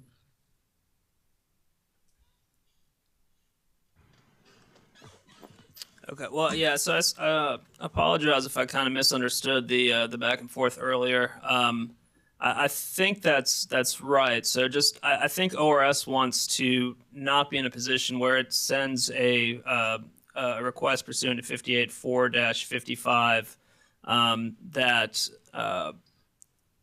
ORS inadvertently disseminates information that's covered as confidential under 58.4-55. I can say that it's not uncommon for ORS's requests to reference information that's been designated as confidential under that statute. And we really don't see that there's a prejudice to other parties, although I won't speak, of course, for Mr. Hall. But I think that the requests that ORS sends out typically are ultimately received by all parties simply through routine Me Too discovery. And I guess I do understand that, Charlie, you had raised the issue of whether what ORS sends in its audit information request constitutes discovery. But I think the current practice has been to treat ORS's audit information requests at least as analogous to discovery. So I think that we would think that current practice would continue. So everybody would remain apprised of the questions that ORS had asked, and would also receive the responses to those requests from the utility. So would you Well, I mean, maintain your position then, or you would go along with what Charlie proposed? If all the parties are going to receive a copy of the discovery, not discovery, ORS's information request, do you think? Because Charlie would basically, I think his recommendation would include responses to ORS's information requests. Those would be upon request of a party in the docket. ORS would release those documents to the party, to a party in the document. And then I think your recommendation is that basically ORS is exempt from 103.835, the new language. Yes, yes, that's correct, Jocelyn. So yeah, I do apologize for sowing confusion there. I think ORS wants to avoid being in the position of inadvertently producing information that's covered by 58.455 by distributing its AIRs or potentially by distributing its responses to discovery that's been propounded on it by the utility. We think that the utility would end up providing that information to other parties regardless. Okay. Yes, sir. Belton. No, there you go. That's on. Excellent. Belton Ziegler. Would that not be something you could fix technically by saying, provided that any discovery provided to ORS will be provided by the party providing that discovery to ORS, so that ORS isn't having to produce it, but the party that gave the material to ORS could provide it to the other one. I think that's ORS's concern. Okay. Attack on the utility. Okay, Frank. Not to belabor it, but the scope of ORS's authority to request audit information is broader than the scope of discovery. Okay. Typically. So you can't object to an audit request from ORS. And you can object to parties' discovery requests. So we're going to have to keep thinking about this now. I mean, this is a workshop. This is good discussion. I don't have a solution, but I don't think I've heard one yet, and I wouldn't want to, by our silence, to indicate that we're going along with something that's been proposed. I'm just not sure how you deal with that. Okay. Charlie? I think Frank raises a very good point, is the statute affords ORS rights that are different from the other parties. Okay. And what the regulation needs to address is how that information that ORS is entitled to obtain by statute is used within the context of the rate case proceeding in such a manner that the equal protection and due process rights of the parties are not violated. You already have a lopsided playing field in that the discovery deadlines for ORS are unilaterally set. The discovery deadlines for the parties are set by regulation and no longer than, ORS can send you one of those requests and say we want it back in 48 hours. Okay. So it's something that needs to be given some thought. I don't have the solutions, but to just exempt wholesale ORS from just compounds the problem. In my view. I like Belton's idea as far as the sharing of information. That'd be fine. Just let the utility provide it to other parties, but it's a bigger issue. Okay, that might be, maybe we can make that part B of, just to see if you all have any other thoughts before, as it relates to the workshop for the MFRs and the schedules for rate applications, to see if you have any additional thoughts regarding the scope of ORS's role, or ORS's information requests, responses to those requests, and how they should be handled. So those maybe could be two topics that we bring up again. Okay. Charlie, did you have anything else? No, ma'am. Okay, thank you. Mr. Payne may have. Oh yeah, I've got to. Oh, on the 835. No, I did have one. Oops, sorry. Because I've still got to call on you. Okay. But if you want to talk about 835, you can. But I haven't forgotten about you. Okay, I appreciate it. Thank you. So Alex, you finished. Yes, thank you. Roger, Paul, or Connor? Parker. Hey, Jocelyn, this is Connor Parker, Assistant Consumer Advocate with the Department of Consumer Affairs.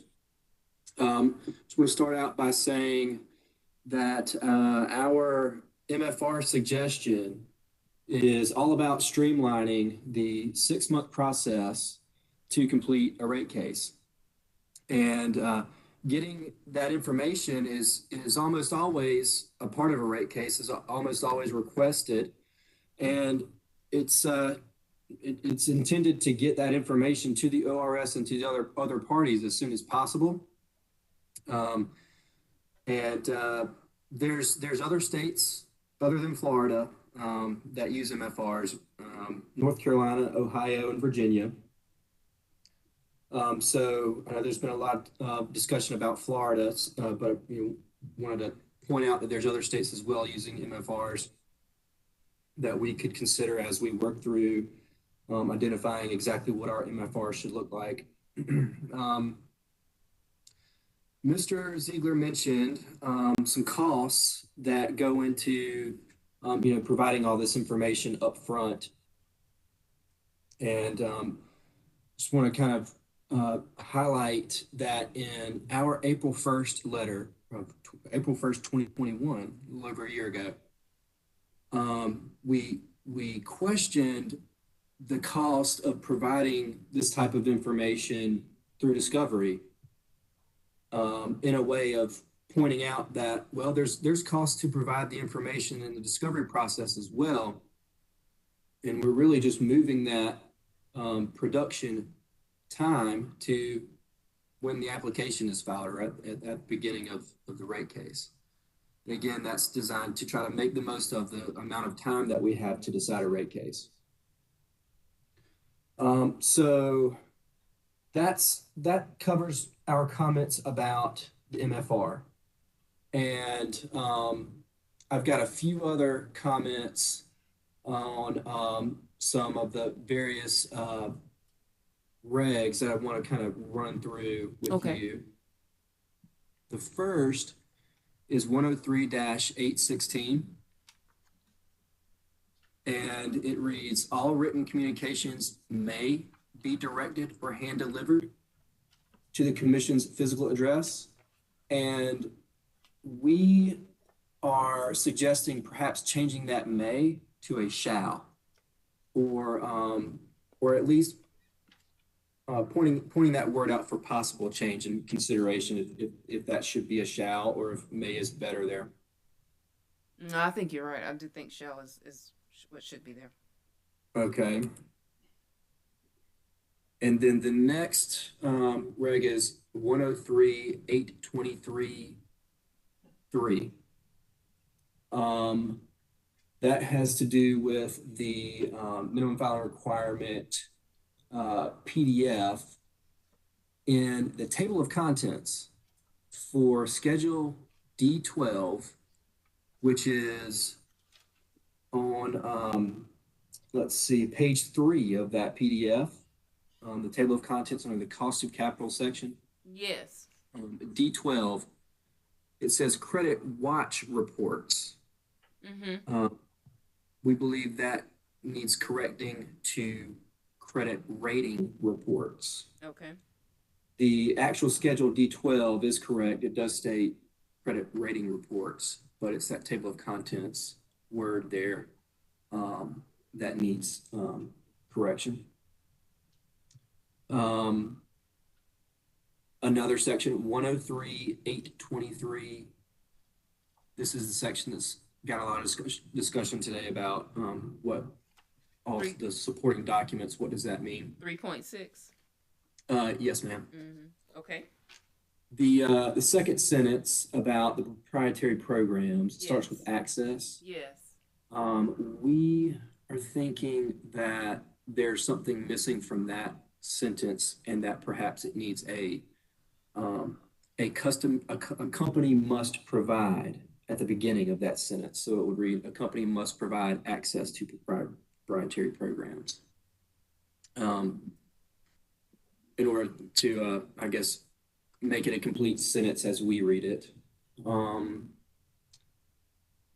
then section 103.833A.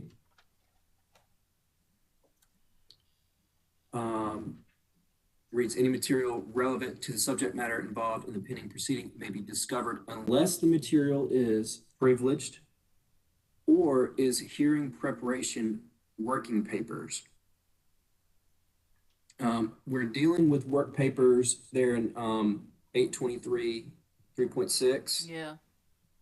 And so we are wondering if that should be deleted, since the application and the MFRs are right now may require the submission of work papers, or if that 833A should be revised to state attorney work product, or is there some other hearing prep type document there that is intended to be privileged? So that concludes our comments on the MFR and the more grammatical changes to the regs. Thank you. You're welcome. Thank you. Zach, are you ready? Yes, ma'am. Okay, you may proceed. Okay. First off, I have one question. Okay. And we noticed that there were templates filed for the electric and gas MFRs. Mm-hmm. Is there any plan to put together templates for the water and wastewater MFRs? No. Okay.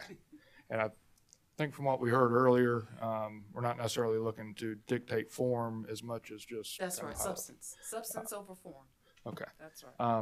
I do have one question on something Mr. Knowles said earlier. Did I hear correctly? You were saying that you thought the MFRs for electric and gas should also apply to Class A and B water? With a number of exceptions, but yes. Okay. And that, I guess, again, would be something we could address maybe in further workshop. I think a lot of it would be either electric gas specific, but also I wanted to point out that at least for the last few rate cases for the ORS audit that we go through in our rate cases, we're right at that level where we can still provide a general ledger, Mm-hmm. and we have in the past, Mm-hmm. which, having done those audits, Mm-hmm. provides you a level of detail that I don't even know the electric and gas utilities could provide, but having the general ledger is a huge amount of information Mm-hmm. that we do already provide, I think. So I just want to make that point. Okay. So you provide it to ORS? We do, yeah, and I guess that's one thing. We're not obviously not filing that. Yeah, but, sure. But and through our audit process, we do turn over general ledger. Okay. So that was just kind of something that come up there. But other than that, I think for a lot of the points we had have already been addressed. We did have one kind of idea on the cost of service study for the water and wastewater. All right. something to the tune of like every third rate case or 10 years as defining what a current cost of service study is, rather than having to have one for every rate case, maybe define some either number of rate cases or time period, or have like a whichever sooner type deal on that. What do you feel about that, John? I mean, I think, yeah, time period, you know, because you could have, you know, a company just theoretically that comes in for rate case, you know, every 5 years. All right. So, you know, I think there has to be some level of agreement with the water, wastewater companies, electric and gas. Yeah. On what that time period would be. Okay. But yeah, I'm amenable to that. Okay, so we'll keep that on our agenda for the workshop on the MFRs. Okay. And just a general recommendation, Right. you know, whatever time period is best suited. Okay. One other thing we had in the MFR for sewer, Schedule A12, we noticed there was a portion in there for a forecast of retirements 12 months after the test year. And there's a little concern with that of what the retirements would be used for and why we would not also provide forecasted plant additions. Okay. To, if kind of preemptively, if the idea is to to reduce revenue requirement for those forecasted retirements, to not do anything with forecasted additions would kind of be something of a violation of the matching principle. You can't just kind of pick one side and run that out 12 months. No, whether or not that's what it's used for, just kind of want some clarification on what the purpose of that was. Okay, so that's A12 you said? Yeah, I on see the that. So sewer. that's on the PDF, it's page 18 of 38, I think. So we have a statement of total plan investment, date of acquisition, original cost. Am I on the right one, Zach? Yes, ma'am. It's the second to last one. There it goes, retirements and then forecasted retirements within 12 months of the test year. And again, it's kind of, you know, to only do retirements, forecast out retirements. I don't know what that would necessarily be used for. To the extent it would be used for any kind of adjustment making, we feel that there should be the corresponding additions to that time period, whether it's 12 months or any other time period. You should have corresponding plant additions to go along with that, not only retirements. Yeah, right. Yeah, I agree. Yeah, they should be non-measurable, but okay. Yeah, I agree. And again, we had everything else more or less been addressed, and I think we're good with where we're at. Okay, thank you.